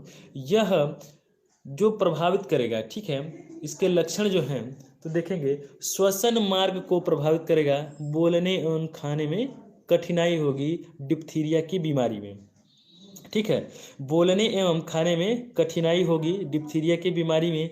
जो बचाव है, ठीक है, वो है डिप्थीरिया एंटीटॉक्सिन नामक इंजेक्शन तुरंत लगवाना चाहिए, ठीक है। जैसे ही आपको डिप्थीरिया हो, ठीक है, सांस लेने में कठिनाई हो, बोलने एवं खाने में कठिनाई हो, तो आप सबसे पहले तो अपने डॉक्टर से संपर्क करेंगे, ठीक है, और यदि वह क्लियर करते हैं कि आपको डिप्थीरिया है तो तुरंत डिप्थीरिया एंटीटॉक्सिन इंजेक्शन आपको लगवाना चाहिए। फिर इसके बाद नंबर आता है बच्चों काली खांसी का। यह होती है बैसिलस परट्यूसिस नामक जीवाणु से, ठीक है, कारक है यानी जिससे यह फैलेगा काली खांसी, वह है बैसिलस परट्यूसिस। इसमें क्या होगा बच्चों, देखिए इसके लक्षण क्या हैं, गले में दर्द होगा, बेचैनी होगी और बुखार आएगा, ठीक है। तो इससे बचाव का उपाय है कि आपको डीपीटी का टीका लगवाना चाहिए। अगला है बच्चों टिटनस। टिटनस का जो कारक है वो है क्लॉस्ट्रीडियम टिटेनी। क्लॉस्ट्रीडियम टिटेनी यह एक जीवाणु के कारण होता है, अर्थात यह एक बैक्टीरिया के कारण होता है। जो लक्षण हैं, मांसपेशियों में तनाव एवं जकड़न हो जाएगा, ठीक है, जबड़े सख्ती से भींच जाते हैं, इसीलिए इस बीमारी को हम लोग लॉकिंग जा बोलते हैं। जो आपका जबड़ा होता है वो बिल्कुल भींच हो जाएगा, मुड़ जाएगा एकदम सख्ती के साथ, वो इधर उधर नहीं घूम पाएगा, ठीक है। जो देखिएगा इसके जो बचाव के उपाय हैं, तो चोट लग जाने पर, ठीक है, टेटवैट का इंजेक्शन लगवाना चाहिए। कहीं कट जाए, चोट लग जाए, गंभीर चोट, ठीक है, जहाँ से ब्लीडिंग वगैरह होने लगे, तो वहाँ पे आपको टेटवैक का इंजेक्शन लगवाना चाहिए। घाव पर तुरंत कोई अच्छी दवा लगवानी चाहिए, जैसे कि टिंचर आयोडीन लगानी चाहिए, ठीक है, टिंचर आयोडीन लगानी चाहिए। फिर इसके बाद बात करेंगे अगली बीमारी जो है टाइफाइड या मियादी बुखार या मोतीझरा की। तो बच्चों इसका जो कारक है सैल्मोनेला टाइफी जीवाणु होता है, ठीक है। इसके जो लक्षण हैं, इसमें तीव्र ज्वर अर्थात तीव्र बुखार आएगा, सिर में दर्द होगा, आंतों में सूजन होगी तथा घाव हो जाता है। आंतों में सूजन हो जाएगा और घाव हो जाएगा, ठीक है, जिसे हम लोग बोलते हैं टाइफाइड। और इससे जो बचने के उपाय हैं वो हैं टैब का टीका लगवाएं, यानी TAB टैब का टीका लगवाना चाहिए, ठीक है। और सबसे जो इम्पोर्टेंट बात है, जल को शुद्धता का ध्यान दें। गंदा जल या अर्थात दूषित जल न पिएं, ठीक है। जल को उबाल कर ठंडा कर लें और उसी जल का सेवन करें टाइफाइड के केस में, ठीक है। यदि आप ऐसा करते हैं तो आधी बीमारी तो समझ लीजिएगा कि शुद्ध जल के कारण ही आपकी सही हो जाएगी। बाकी मैं ये नहीं कह रहा है कि दवा छोड़ देनी चाहिए, आपको दवा प्रॉपर लेते रहनी चाहिए, ठीक है। आगे बढ़ेंगे हैजा पर। और हैजा का जो कारक है बच्चों वो है विब्रियो कॉलेरी जीवाणु, ठीक है, विब्रियो कॉलेरी जीवाणु। और जीवाणुओं का संवहन मक्खियों द्वारा होता है। जो हैजा होता है उसको फैलाने का, ट्रांसमिट करने का जो कार्य करती हैं हाउस फ्लाई, घरेलू मक्खियाँ फैलाती हैं, ठीक है। और इनके जो कारक हैं उनका नाम है विब्रियो कॉलेरी जीवाणु, ठीक है। देखेंगे लक्षण क्या हैं, तो वमन अर्थात उल्टियाँ होती हैं, दस्त होती है, ठीक है। और उल्टी और दस्त होने के कारण शरीर में जल की कमी हो जाती है, यानी कि डिहाइड्रेशन हो जाएगा शरीर में, ठीक है। और इनकी जो उद्भवन अवधि है, मैंने आपको बताया कि किसी भी बीमारी का शरीर में प्रवेश करने और पहली बार उसका लक्षण दिखाई देने की जो अवधि होगी, बीच की जो अवधि होगी बच्चों, वो उद्भवन अवधि कहलाती है। तो जो हैजा की उद्भवन अवधि है वो बहुत ही कम होती है और कुछ ही घंटों में आपको इसके लक्षण दिखाई देने लगते हैं, ठीक है। तो हैजा में आपको सबसे पहली बात उल्टी आएगी, दस्त होगा, और उल्टी और दस्त के कारण आपके शरीर में निर्जलीकरण अर्थात पानी की कमी हो जाएगी। और हैजा का जो उद्भवन काल होगा वो कुछ घंटों का ही होगा। आइए देखते हैं कि इससे बचने के उपाय क्या हैं। ठीक है, तो देखेंगे हैजे के नियमित टीके लगवाएं। हैजे के नियमित टीके लगवाते रहने चाहिए आपको। ठीक है, पानी उबाल कर पीना चाहिए। ठीक है, घरेलू मक्खियों से बचाव करें। घरेलू मक्खियों को बहुत ज़्यादा पनपने न दें, हो सके तो बिल्कुल ही पनपने न दें। ठीक है, उनको बिल्कुल घर से ही ख़त्म कर दें, चाहे जैसे भी ख़त्म कर दें। ठीक है, लेकिन घरेलू मक्खियाँ सबसे ज़्यादा बीमारियाँ फैलाने का कार्य करती हैं। अगली बीमारी है बच्चों मलेरिया। और मलेरिया जो होता है वो एक प्रोटोजोआ के कारण होता है, और उस प्रोटोजोआ को हम लोग बोलते हैं प्लाज्मोडियम परजीवी। क्या बोलेंगे? प्लाज्मोडियम परजीवी। तो बात करते हैं बच्चों मलेरिया की, और मलेरिया में देखते हैं कि इसके कारक क्या हैं। तो देखेंगे प्लाज्मोडियम परजीवी अर्थात यह एक प्रोटोजोआ होता है, और इसका जो रोग वाहक है बच्चों वो एनाफ्लीज मच्छर है। एनाफ्लीज मच्छर के द्वारा मलेरिया एक व्यक्ति से दूसरे व्यक्ति में जाती है। और दूसरी बात ये बता दें, ये डाइजेनेटिक है। जो प्रोटोजोआ होता है इसका जो जीवन चक्र है दो दो कैरियर्स में, ठीक है, या दो होस्ट में पूरा होगा। ठीक,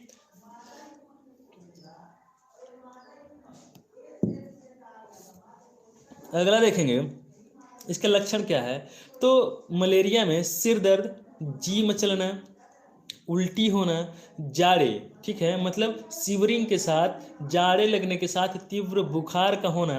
ठीक है, रोगी की प्लीहा जो तिल्ली होती है अर्थात जो स्प्लीन होती है वो बढ़ जाती है। वो बढ़ इसलिए जाती है बच्चों कि हमारे जो आरबीसी होता है हीमोज्वाइन के कारण वो फटने लगता है, और इस प्लीहा को शरीर का ब्रेव गार्ड बोलते हैं अर्थात कब्रगाह बोलते हैं। और जब हमारी आरबीसी ज़्यादा से ज़्यादा फटने लगती है, उनकी मृत्यु होने लगती है, तो उसका दहन करने के लिए, ठीक है, जो प्लीहा होती है वो बढ़ जाती है। ठीक है, लक्षण देखेंगे, सॉरी, बचाव के उपाय देखेंगे तो मच्छरों को पनपने से रोकना चाहिए, बिल्कुल इरेडिकेशन करने देना चाहिए, मच्छरों का उन्मूलन करके उनको ख़त्म कर देना चाहिए, एवं बचाव करना चाहिए अर्थात मच्छरों को पनपने से रोकना चाहिए एवं उनसे बचना चाहिए। ठीक है, इसके रोगी को हल्का सुपाच्य और पर्याप्त कैल्शियम युक्त भोजन देना चाहिए। ठीक है, और मच्छरदानी का प्रयोग सदैव करना चाहिए। ठीक है, और जहाँ ये फैल रहे हैं वहाँ पे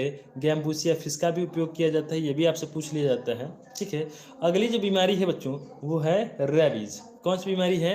रेबीज। और आइए देखते हैं रेबीज में वायरस जनित रोग है, और ये कुत्ते के काटने से अक्सर होता है। दरअसल बोला तो ये जाता है, या बुकें ये बताती हैं हमें कि जो रेबीज है ये जितने भी कैनिस फैमिलियरिस के जो मेंबर हैं, जैसे कुत्ता, बिल्ली, सियार, ठीक है, इन सभी के काटने से रेबीज हो सकता है। लेकिन मोस्ट ऑफ द केसेस में यही देखा जाता है कि जो रेबीज होती है, ठीक है, वो मोस्ट ऑफ द केसेस में कुत्ते के काटने से ही होती है। ठीक है, तो देखेंगे रेबीज वायरस जनित रोग है और मोस्टली कुत्ते के काटने से फैलती है। लक्षण देखेंगे तो रेबीज के केस में तीव्र सर दर्द होगा, सर में बहुत तेज से दर्द होगा। ठीक है, बुखार बहुत तेज होगा, यानी कि तीव्र ज्वर होगा, गले में भयंकर पीड़ा होगी, जो आपका गला है, ठीक है, उसमें भयंकर पीड़ा होगी, बहुत ज़्यादा दर्द करेगा, कुछ भी निगल नहीं पाएंगे, चाहे आप पानी ही निगलना चाहेंगे लेकिन आप पानी भी निगल नहीं पाएंगे, खाना वगैरह जो भी आप खाते हैं उसका एक भी लुकमा आप निकल नहीं पाएंगे। ठीक है, रोगी पानी से डरता है। इस रोग में, रेबीज के रोग में जो भी पेशेंट होता है वह पानी से डरता है, यानी कि हाइड्रोफोबिया उसको होती है, पानी देख के उसको बहुत ही ज़्यादा डर लगने लगता है। ठीक है, बचाव देखेंगे तो एंटी रेबीज इंजेक्शन लगवाएं। एंटी रेबीज इंजेक्शन लगवाएं। घाव पे कार्बोलिक साबुन तथा जल से भली प्रकार धोएं। यदि आपको जिस जगह पे कुत्ते ने काट रखा है, ठीक है, वहाँ पे आप भली भांति जल से धोएं और कार्बोलिक युक्त साबुन से धोएं और एंटीसेप्टिक औषधियों का लेप लगाएं। ठीक है, ये कुछ बचाव के उपाय हैं, और सबसे अच्छा उपाय ये है कि आप बिल्कुल हॉस्पिटल जाएं और एंटी रेबीज को इंजेक्शन लगवाएं। ठीक है, अगली बीमारी है प्लेग। कौन सी बीमारी है बच्चों? अगली बीमारी है प्लेग। और देखेंगे यह जो बीमारी है यह जीवाणु के कारण होगी और यह होती है पास्चुरेला पेस्टिस जीवाणु से, ठीक है। और यह चूहों के माध्यम से फैलती है। जो प्लेग होती है वह चूहों के माध्यम से फैलती है, ठीक है। लक्षण देखेंगे तो प्लेग के केस में, प्लेग के होने की दौरान या उस अवस्था के अति तीव्र बुखार होगा, रोगी को पूरा शरीर टूटने लगता है। दर्द के कारण रोग की गंभीर दशा में रोगी के बगल तथा जांघों में कुछ गिल्टियां निकल आती हैं प्लेग के केस में, ठीक है। कुछ गिल्टियां निकल आएंगी रोगी के बगल, ठीक है, और जांघों के बीच में कुछ गिल्टियां निकल आएंगी। ये सारे लक्षण हैं प्लेग के, ठीक है। और इससे बचने के जो उपाय हैं बच्चों, तो घर तथा सार्वजनिक स्थलों को साफ रखें तथा प्लेग का टीका लगवाएं, ठीक है। तो ये आपके कुछ इम्पॉर्टेंट बीमारियां थीं, उनके कारक थे, उनके लक्षण थे और उनसे बचने के उपाय थे, जो बोर्ड एग्जाम में आपके लिए बहुत ही ज़्यादा महत्वपूर्ण होंगे, ठीक है। और आपको यहाँ से कुछ अंक अवश्य प्राप्त हो जाएंगे, ठीक है। आइए आगे देखते हैं कुष्ठ रोग, ठीक है। तो कुष्ठ रोग जो होता है माइकोबैक्टीरियम लेप्री नामक जीवाणु से होता है। जो कुष्ठ रोग होता है बच्चों वह एक जीवाणु से होता है जिसका नाम है माइकोबैक्टीरियम लेप्री नामक जीवाणु, ठीक है। लक्षण में देखेंगे तो इसके दो लक्षण प्रकट होते हैं। पहले, चकत्ते वाली त्वचा पर घाव बन जाते हैं जिनमें रक्त एवं मवाद निकलती है, ठीक है। यानी कि पस निकलता है और चकत्ते आपकी त्वचा पे पड़ जाते हैं। दूसरा, त्वचा सूख जाती है, ठीक है। पहले लाल दाने बनते हैं जो धीरे धीरे सफ़ेद रंग के हो जाते हैं, ठीक है। बालों का झड़ना भी एक लक्षण है, लेकिन टेंशन मत लीजिएगा, ठीक है। बालों का गिरना एक सामान्य लक्षण भी है, ठीक है। जो मेल वगैरह में, ठीक है, जो मेल वगैरह में टेस्टो हार्मोन के कारण होते हैं। तो बालों के गिरने को लेकर आप बहुत ज़्यादा चिंतित ना होइएगा, ठीक है। ये लक्षण आपके बहुत ज़्यादा कॉमन है सब में, ठीक है। तो आगे देखेंगे, गले में गिल्टियों का बनना अन्य लक्षण है, ठीक है। बचाव में देखेंगे व्यक्तिगत स्वच्छता आवश्यक है। कुष्ठ रोग में व्यक्तिगत स्वच्छता आवश्यक है। रोगी को स्वस्थ मनुष्य के संपर्क में आने से बचना चाहिए। अर्थात जिस व्यक्ति को कुष्ठ रोग है, लेप्रोसी है, उसे स्वस्थ मनुष्य के संपर्क में आने से बचना चाहिए जब तक कि वह पूर्ण रूप से ठीक न हो जाए। फिर बात करेंगे बच्चों, अगली बीमारी है अतिसार। क्या है? अगली बीमारी जो है वो अतिसार है। इस्चेरिचिया कोलाई के कारण शार्ट में हम लोग इसे ई कोलाई भी कहते हैं, ठीक है। यह मक्खियों द्वारा फैलाई जाती है, ट्रांसमिट की जाती है, ठीक है। और इसकी वाहक यानी कि अतिसार की जो वाहक होंगी वो मक्खियाँ होती हैं, ठीक है। अगला जो इसके लक्षण हैं, अत्यंत दस्त के कारण, अतिसार में अत्यंत दस्त होता है जिसके कारण डिहाइड्रेशन अर्थात शरीर में पानी की कमी वाली स्थिति उत्पन्न हो जाती है, ठीक है। और बचाव को उपाय देखेंगे तो जब किसी व्यक्ति को दस्त हो जाए, जब उसके शरीर के अंदर डिहाइड्रेशन हो जाए, पानी की कमी हो जाए, तो पूर्ण विश्राम बहुत ज़्यादा आवश्यक है। ऐसे व्यक्ति को पूर्ण विश्राम करना चाहिए। उबला ठंडा पानी, बिल्कुल उबला ठंडा पानी ORS का घोल लेना चाहिए, ठीक है। ORS का घोल लेना चाहिए। Hello, good morning Priyanka ji, ठीक है। ORS का घोल लेना चाहिए। इससे क्या होता है कि शरीर के अंदर जो साल्ट का कंसंट्रेशन है बच्चों वह बना रहेगा, ठीक है। इसीलिए आपको नमक और चीनी का घोल लेना चाहिए। पानी को उबालकर उसको ठंडा करके पीना चाहिए, ठीक है। इससे रोगी को हल्का, ठीक है, एवं रोगी को हल्का तरल एवं सुपाच्य भोजन देना चाहिए, ठीक है। अगली बीमारी है पेचिस। और पेचिस जो होती है वो अमीबा के कारण होगी और उस अमीबा का नाम है बच्चों एंट अमीबा हिस्टोलिटिका, ठीक है। किसके होगी? एंट अमीबा हिस्टोलिटिका नामक प्रोटोजोआ से होगी। और इस बीमारी की जो वाहक होती हैं वो,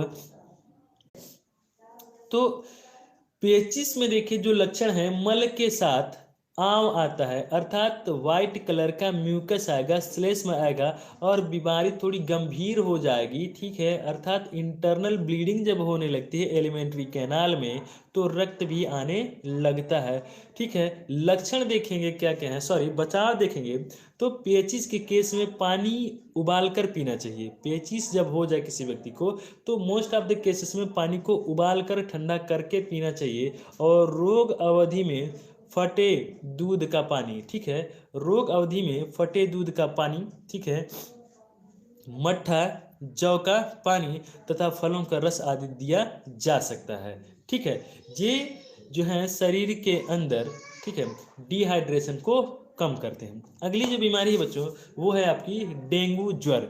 ठीक है, तो जो डेंगू ज्वर है बच्चों वो है फ्लेवी विषाणु या DEN1-4 विषाणु द्वारा होती है। और डेंगू जो ज्वर है वह मादा एडीज द्वारा, ठीक है, फैलाई जाएगी। किसके द्वारा?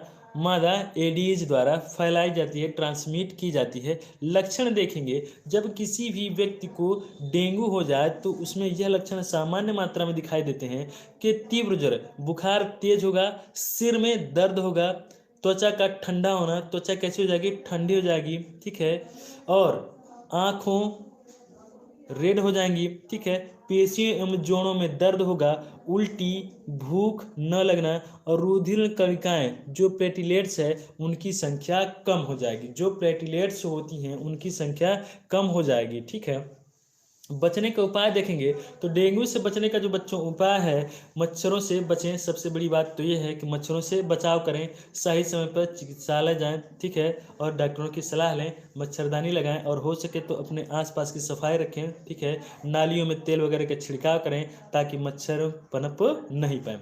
अगली बीमारी है चिकनगुनिया। ठीक है, अगली बीमारी है बच्चों चिकनगुनिया। ठीक है, यह अल्फा विषाणु यानी एडीज एजिप्टी एवं एडीज एल्फोपेक्टिस मच्छर द्वारा फैलेगी। ठीक है, लक्षण दिखेंगे इसमें कि चिकनगुनिया के लक्षण 3 से 7 दिनों को, जो इनका उद्भवन पीरियड है वह बच्चों 3 से 7 दिनों में प्रदर्शित होगा। तो हम ये कह सकते हैं कि चिकनगुनिया का जो लक्षण है वह 3 से 7 दिनों में प्रदर्शित होगा।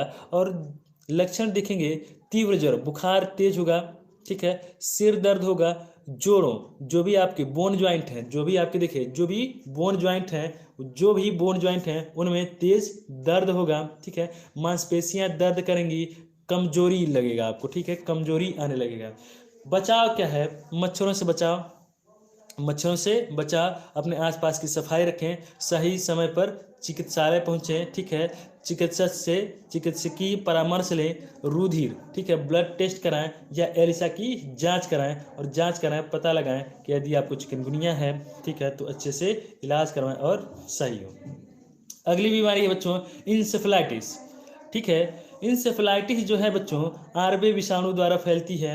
ठीक है, आरबे विषाणु द्वारा फैलती है। ठीक है, रैबीज, खसरा, पोलियो आदि के रोगों के विषाणु अप्रत्यक्ष रूप से कंडक्ट किए जाते हैं संवहन जंतुओं या कीटों के द्वारा।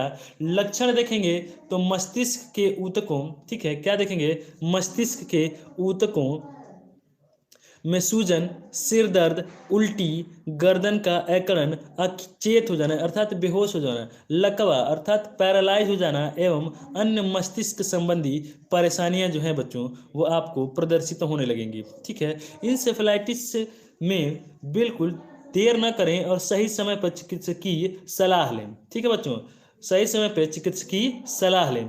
फिर आगे आ रहा है जो बीमारी है हाथी पाँव। ठीक है, जिसे फील पाँव भी बोलते हैं, जिसे हम लोग फाइलेरिया के नाम से जानते हैं और यह एक कृमि के कारण होती है जिसका पूरा नाम है बुचरेरिया बैंक्रॉफ्टी। क्या नाम है? बुचरेरिया बैंक्रॉफ्टी हेलमिंथीज। ठीक है, यह क्यूलेक्स एडीज मच्छर के द्वारा फैलेगा। किसके द्वारा फैलेगा बच्चों? क्यूलेक्स एडीज मच्छर के द्वारा फैलेगा। देखिएगा लक्षण क्या है, जैसे ही फाइलेरिया के लक्षण हैं इनमें ज्वर यानी बुखार आना, पैर एवं जननांगों का फूल जाना अर्थात स्वेलिंग हो जाना, लसिका वाहिनियों में संक्रमण होना, फील पाँव यानी हाथी पाँव अर्थात फाइलेरिया के लक्षण हैं। ठीक है, इनमें देखेंगे मच्छरों से बचाव। क्या देखेंगे बच्चों? मच्छरों से बचाव। ठीक है, और प्रति हेलमेंथीज औषधियों का उपयोग करना चाहिए एवं चिकित्सक की सलाह लेना चाहिए। फिर इसके बाद हेपेटाइटिस की बात करेंगे। हेपेटाइटिस विषाणु के द्वारा होता है और हेपेटाइटिस जो है बच्चों, hepatitis A, B, C, D, E एवं जी कई प्रकार के होते हैं। ठीक है, संक्रमण प्रायः मुख्य एवं गुदा मार्ग के द्वारा फैलता है एवं विषाणु का संवहन घरेलू मक्खियों द्वारा होता है। इसमें hepatitis A, B, A, D की भांति प्राण घातक एवं संक्रामक होते हैं। जो हेपेटाइटिस बी है बच्चों, वह प्राण पखेरु तक ले सकती है, अर्थात वह प्राण घातक भी हो सकती है। बात करेंगे इसके लक्षण की, तो हेपेटाइटिस में ज्वर अर्थात बुखार आएगा, अरुचि, आपका किसी भी कार्य करने का जी नहीं करेगा, मन नहीं करेगा, मतली, ठीक है, अर्थात उल्टियाँ होंगी, मांसपेशियों एवं जोड़ों में दर्द होगा, यकृत, ठीक है, आपका जो लीवर होगा वो संक्रमित हो जाएगा, त्वचा एवं मूत्र का पीला होना, ठीक है, त्वचा एवं मूत्र का पीला होना हेपेटाइटिस बी के लक्षण हैं।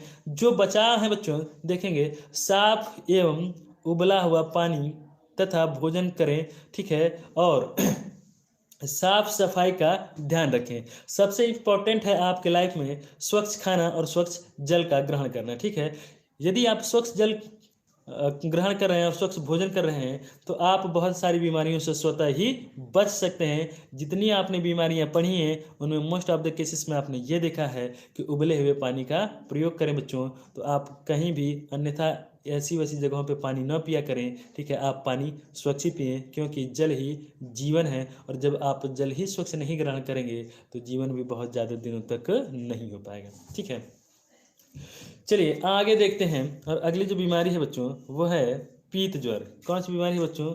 अगली जो बीमारी है वो है पीत ज्वर। ठीक है, पीत ज्वर में देखेंगे यह आर्बो विषाणु, ठीक है, यह आर्बो विषाणु द्वारा फैलता है।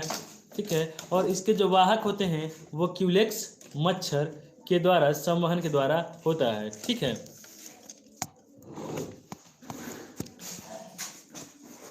लक्षण देखेंगे, सिर दर्द, ज्वर, त्वचा का पीला होना, वृक्क, प्लीहा, यकृत आदि की शिराओं का फटना पीत ज्वर के लक्षण हैं। ठीक है, बचाव में देखेंगे बच्चों, पीत ज्वर मच्छरों से बचाव एवं सही समय पर चिकित्सक की सलाह लें। ठीक है, अगली बीमारी है पोलियो। ठीक,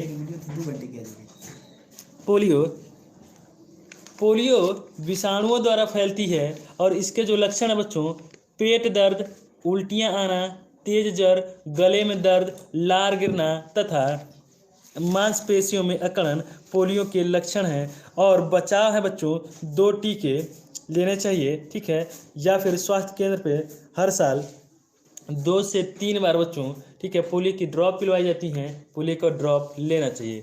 अगला है कोरोना। ठीक है, जो 2020 का सबसे अहम क्वेश्चन है कोरोना। ठीक है, कोरोना फैलता है कोविड-19 वायरस के द्वारा। ठीक है, कोरोना किससे फैलेगा? कोविड-19 वायरस के द्वारा। लक्षण है बच्चों, सर्दी, जुकाम, सूखी खांसी एवं तीव्र ज्वर, गले में खराश होगा। ठीक है, और गले में दर्द भी होता है इसके कारण। ठीक है, इससे बचने के उपाय ये हैं कि संक्रमित होने पर 7 से 14 दिन तक क्वारंटाइन रहकर, अर्थात लोगों से दूर अकेले रहकर, ठीक है, क्वारंटाइन रहकर उपचार के निर्देशों का पालन करें और आप स्वस्थ हो सकते हैं। तत्काल के दिनों में तो बच्चों कोवा वैक्सीन आ गई है, कोवा वैक्सीन के से स्वयं को वैक्सीनेट करें और इस बीमारी से बचा जा सकता है। ठीक है, फिर आखिरी में है, देखिए कुछ अंतर हैं कि पेचिश और अतिसार में डिफरेंस क्या है। पेचिश और अतिसार में डिफरेंस क्या है तो देखेंगे, पेचिश और अतिसार में पहला डिफरेंस तो ये है कि पेचिश मनुष्य की बड़ी आंत में पाए जाने वाले एंट अमीबा हिस्टोलिटिका नामक प्रोटोजोआ एवं वैसिलरी विषाणु से होता है। ठीक है, अंडरलाइन करेंगे इस बात को, पेचिश मनुष्य की बड़ी आंत में पाए जाने वाले एंट अमीबा हिस्टोलिटिका नामक प्रोटोजोआ एवं वैसेलरी जीवाणु से होता है। जबकि अतिसार की बात करें बच्चों डिफरेंस में, तो अतिसार जीवाणु जनित रोग है, ठीक है। निरंतर अपच रहने से भी अतिसार का रोग हो सकता है, ठीक है। अगले पॉइंट पे चलते हैं, पॉइंट नंबर सेकेंड, और देखते हैं पेचिश रोग में मल के साथ आंव। पेचिश रोग में मल के साथ आंव अर्थात तो श्लेष में भी आएगा, ठीक है। और ज्वर, उदरीय पीड़ा अर्थात पेट में दर्द होगी, ऐंठन होगी, ठीक है। पेचिश के ये अन्य लक्षण भी दिखाई देंगे, सिम्टम दिखाई देंगे, ठीक है। अतिसार की बात करें तो अतिसार के रोगी को भी निरंतर जलीय दस्त होते हैं, यानी बार बार उनको टॉयलेट की तरफ जाना पड़ेगा, ठीक है, क्योंकि जलीय दस्त होंगी। किंतु इसमें मल के साथ श्लेष एवं रक्त नहीं आते हैं। ये एक मेजर डिफरेंस है पेचिश में और अतिसार में। अगला बात करें तो पेचिश बच्चे एवं बड़ों सभी को हो सकता है। जो पेचिश है वो बड़े व्यक्तियों को, ठीक है, अर्थात बड़े व्यक्तियों में और बच्चों में किसी में भी हो सकता है। जबकि अतिसार का संक्रमण मुख्य रूप से प्रायः बच्चों को ही हुआ करता है, ठीक है। तो ये 3 डिफरेंस थे जो आपके बोर्ड एग्जाम के लिए बहुत ही ज़्यादा इंपॉर्टेंट हैं, ठीक है। आइए आगे देखते हैं, ठीक।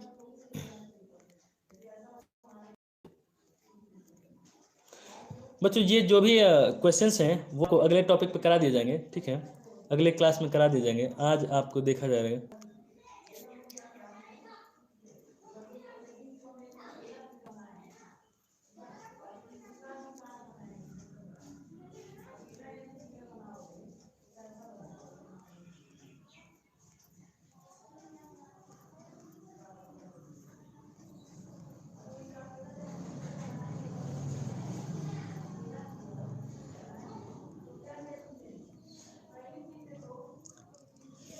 चलिए बच्चों, आज के मैराथन क्लास में चैप्टर नंबर 3 देखते हैं, अरे सॉरी चैप्टर नंबर 7 देखते हैं, जो है प्रदूषण एवं पर्यावरण का जनजीवन पर प्रभाव। बहुत इंपॉर्टेंट टॉपिक है और यहाँ से एक क्वेश्चन तो बिल्कुल इंपॉर्टेंट है, 5 to 6 नंबर का आना ही आना है बच्चों, ठीक है। तो बिल्कुल आप मिस नहीं करेंगे, ठीक है, और दोस्तों के साथ इसको शेयर कर देंगे। प्रदूषण एवं पर्यावरण का जनजीवन पर प्रभाव। देखिए पृथ्वी हमारी इतनी ज़्यादा प्रदूषित होती जा रही है जिसका जनजीवन पर भी प्रभाव पड़ता हुआ साफ नज़र आ रहा है, ठीक है।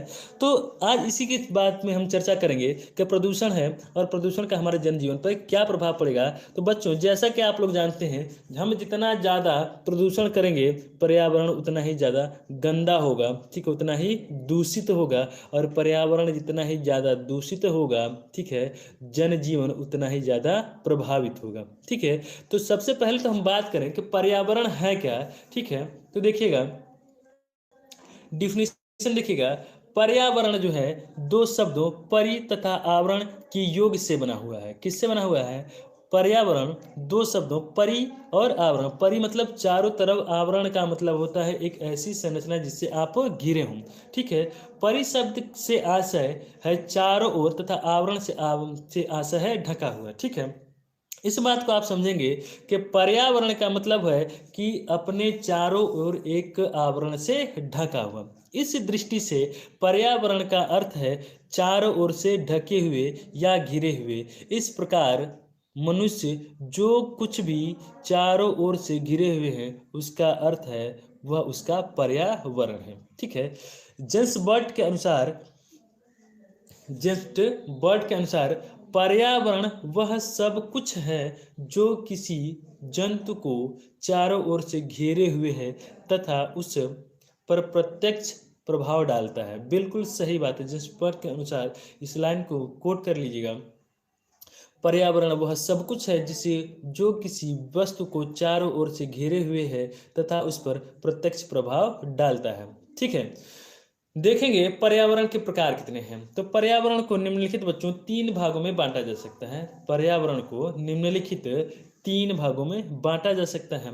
पहला है प्राकृतिक या भौगोलिक पर्यावरण, ठीक है, प्राकृतिक या भौगोलिक पर्यावरण, ठीक है। इसके अंतर्गत प्राकृतिक कारकों को सम्मिलित किया जाता है। दूसरा है सामाजिक पर्यावरण, ठीक है। संपूर्ण सामाजिक जो ढांचा है, ठीक है, उसे हम लोग सामाजिक पर्यावरण कहते हैं। जो आसपास का आपका माहौल है, जो आपकी सोसाइटी है, ठीक है, वह सामाजिक पर्यावरण है, जिसे हम लोग कहते हैं संपूर्ण सामाजिक पर्यावरण, ठीक है। और तीसरी है सांस्कृतिक, जो आपके कल्चर्स हैं, जो आपकी संस्कृति है, ठीक है, वह भी आपके पर्यावरण को प्रभावित करती है। जैसे सिंपल से हम एग्जाम्पल दें, दीपावली के दिन, ठीक है, जो हमारी संस्कृति है पटाखों को जलाने का, पटाखे जला के हम एयर पोल्यूशन और नॉइज पोल्यूशन को बहुत ज़्यादा इंक्रीज कर देते हैं, बढ़ा देते हैं, ठीक है। तो यह भी एक रीजन है सांस्कृतिक पर्यावरण, ठीक है। इससे मनुष्य द्वारा निर्मित भौतिक एवं अभौतिक सभी पक्ष आएंगे, ठीक है। तो बारी बारी से हम लोग जानते हैं पर्यावरण का जीवन पर प्रभाव क्या है, ठीक। देखेंगे जनजीवन पर पर्यावरण का मुख्य हानिकारक प्रभाव पर्यावरण प्रदूषण के माध्यम से पड़ता है। बिल्कुल सही बात है ये, ठीक है। जो हमारा जनजीवन है, जनजीवन पर पर्यावरण का मुख्य हानिकारक प्रभाव पर्यावरण प्रदूषण के माध्यम से पड़ता है। बाकी जितना हम अपने पर्यावरण को प्रदूषित करते हैं, जनजीवन हमारा उतना ही ज़्यादा प्रभावित होता है, ठीक है। अतः पर्यावरण प्रदूषण को नियंत्रित करके उससे हानिकारक प्रभावों को रोका जा सकता है, ठीक है। देखिए जनजीवन पर प्रत्यक्ष एवं अप्रत्यक्ष प्रभाव क्या है। जनसंख्या जितनी ज़्यादा बढ़ेगी उतना ज़्यादा पर्यावरण को प्रदूषित करेंगे, वह एक इनडायरेक्ट है, ठीक है, अप्रत्यक्ष है। जितनी ज़्यादा पॉपुलेशन होगी उतनी ज़्यादा हम अपने आसपास की चीज़ों का या भौतिक संसाधनों का प्रयोग करेंगे और उतनी ही ज़्यादा प्रदूषित करते हैं अपने पर्यावरण को। दूसरा है मकान की बनावट, खान पान, आवागमन के साधनों, शारीरिक लक्षणों एवं स्वास्थ्य तथा व्यवसाय पर पर्यावरण के प्रत्यक्ष प्रभाव पड़ते हैं। आर्थिक गतिविधियों, प्रजातीय गुणों, राजनीतिक स्थिति, सभ्यता, काल और साहित्य पर पर्यावरण के प्रत्यक्ष प्रभाव पड़ते हैं, ठीक है। अगले पॉइंट पे हम लोग देखेंगे पर्यावरण प्रदूषण से आशय क्या क्या है, ठीक है। पर्यावरण के किसी एक या सभी भागों का दूषित होना ही पर्यावरण प्रदूषण है। बिल्कुल सही बात है। पर्यावरण के किसी एक या सभी भागों को जब हम लोग दूषित करते हैं तो उसका दूषित होना, उसका कंटामिनेटेड होना, ठीक है, उसका बेकार होना या कहें कि उसका और ख़राब होना पर्यावरण का प्रदूषण है।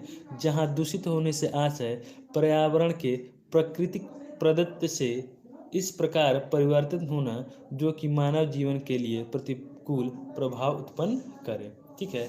आगे देखेंगे बच्चों पर्यावरण प्रदूषण के कारण।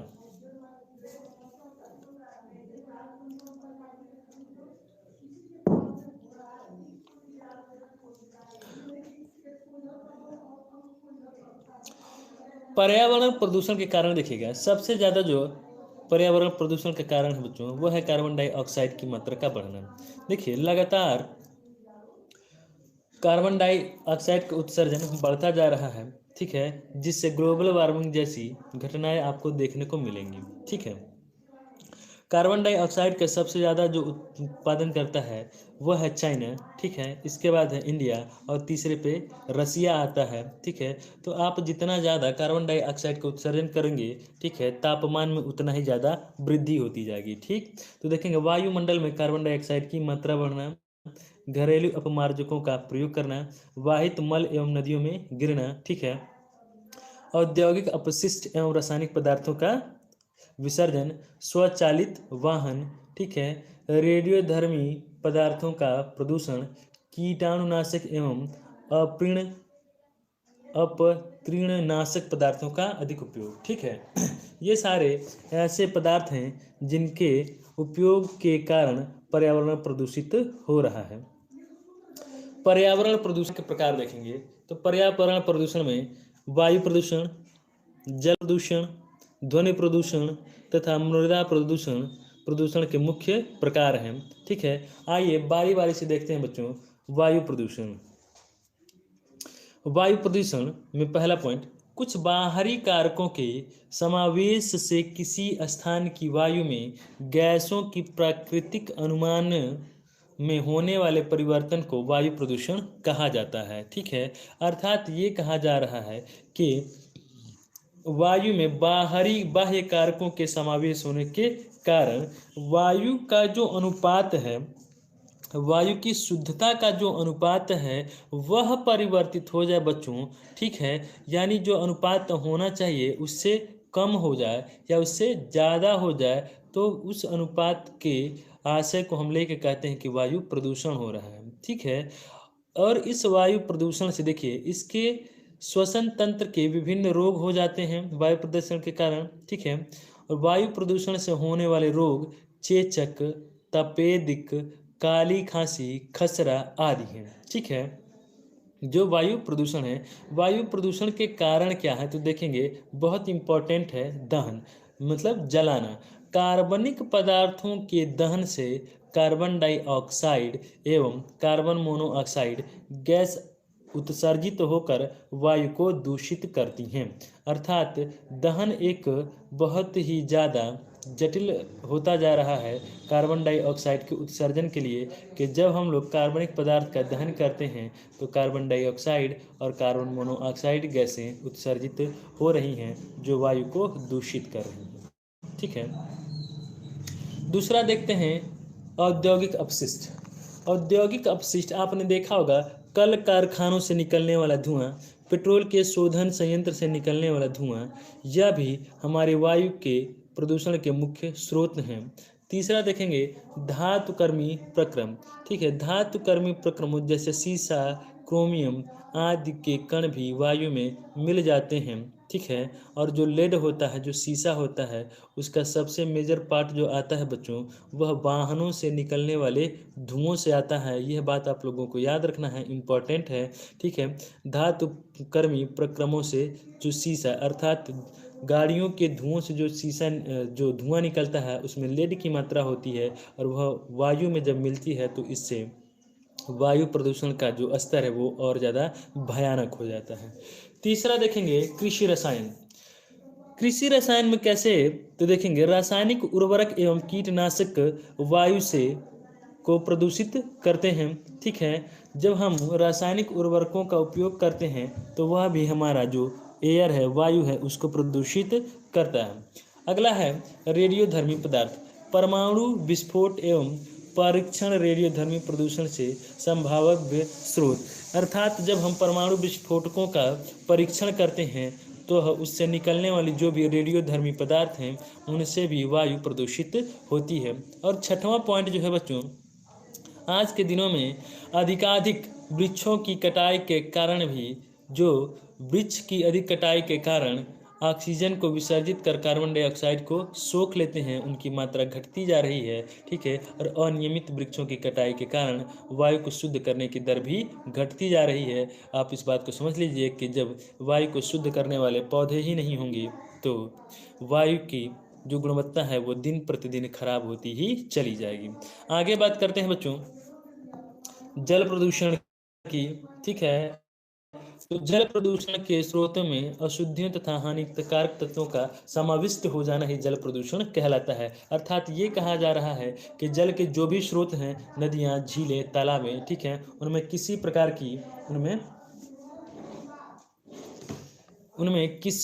की ठीक है अपशिष्टियाँ मिल जाना, अशुद्धियाँ मिल जाना ही जल प्रदूषण कहलाता है। जल प्रदूषण के कारण की बात करेंगे बच्चों तो आप सभी लोग जानते हैं, क्लास 10th से ही पढ़ते आ रहे हैं कि औद्योगिक संस्थानों से विसर्जित अपशिष्ट पदार्थों से जल दूषित होता है।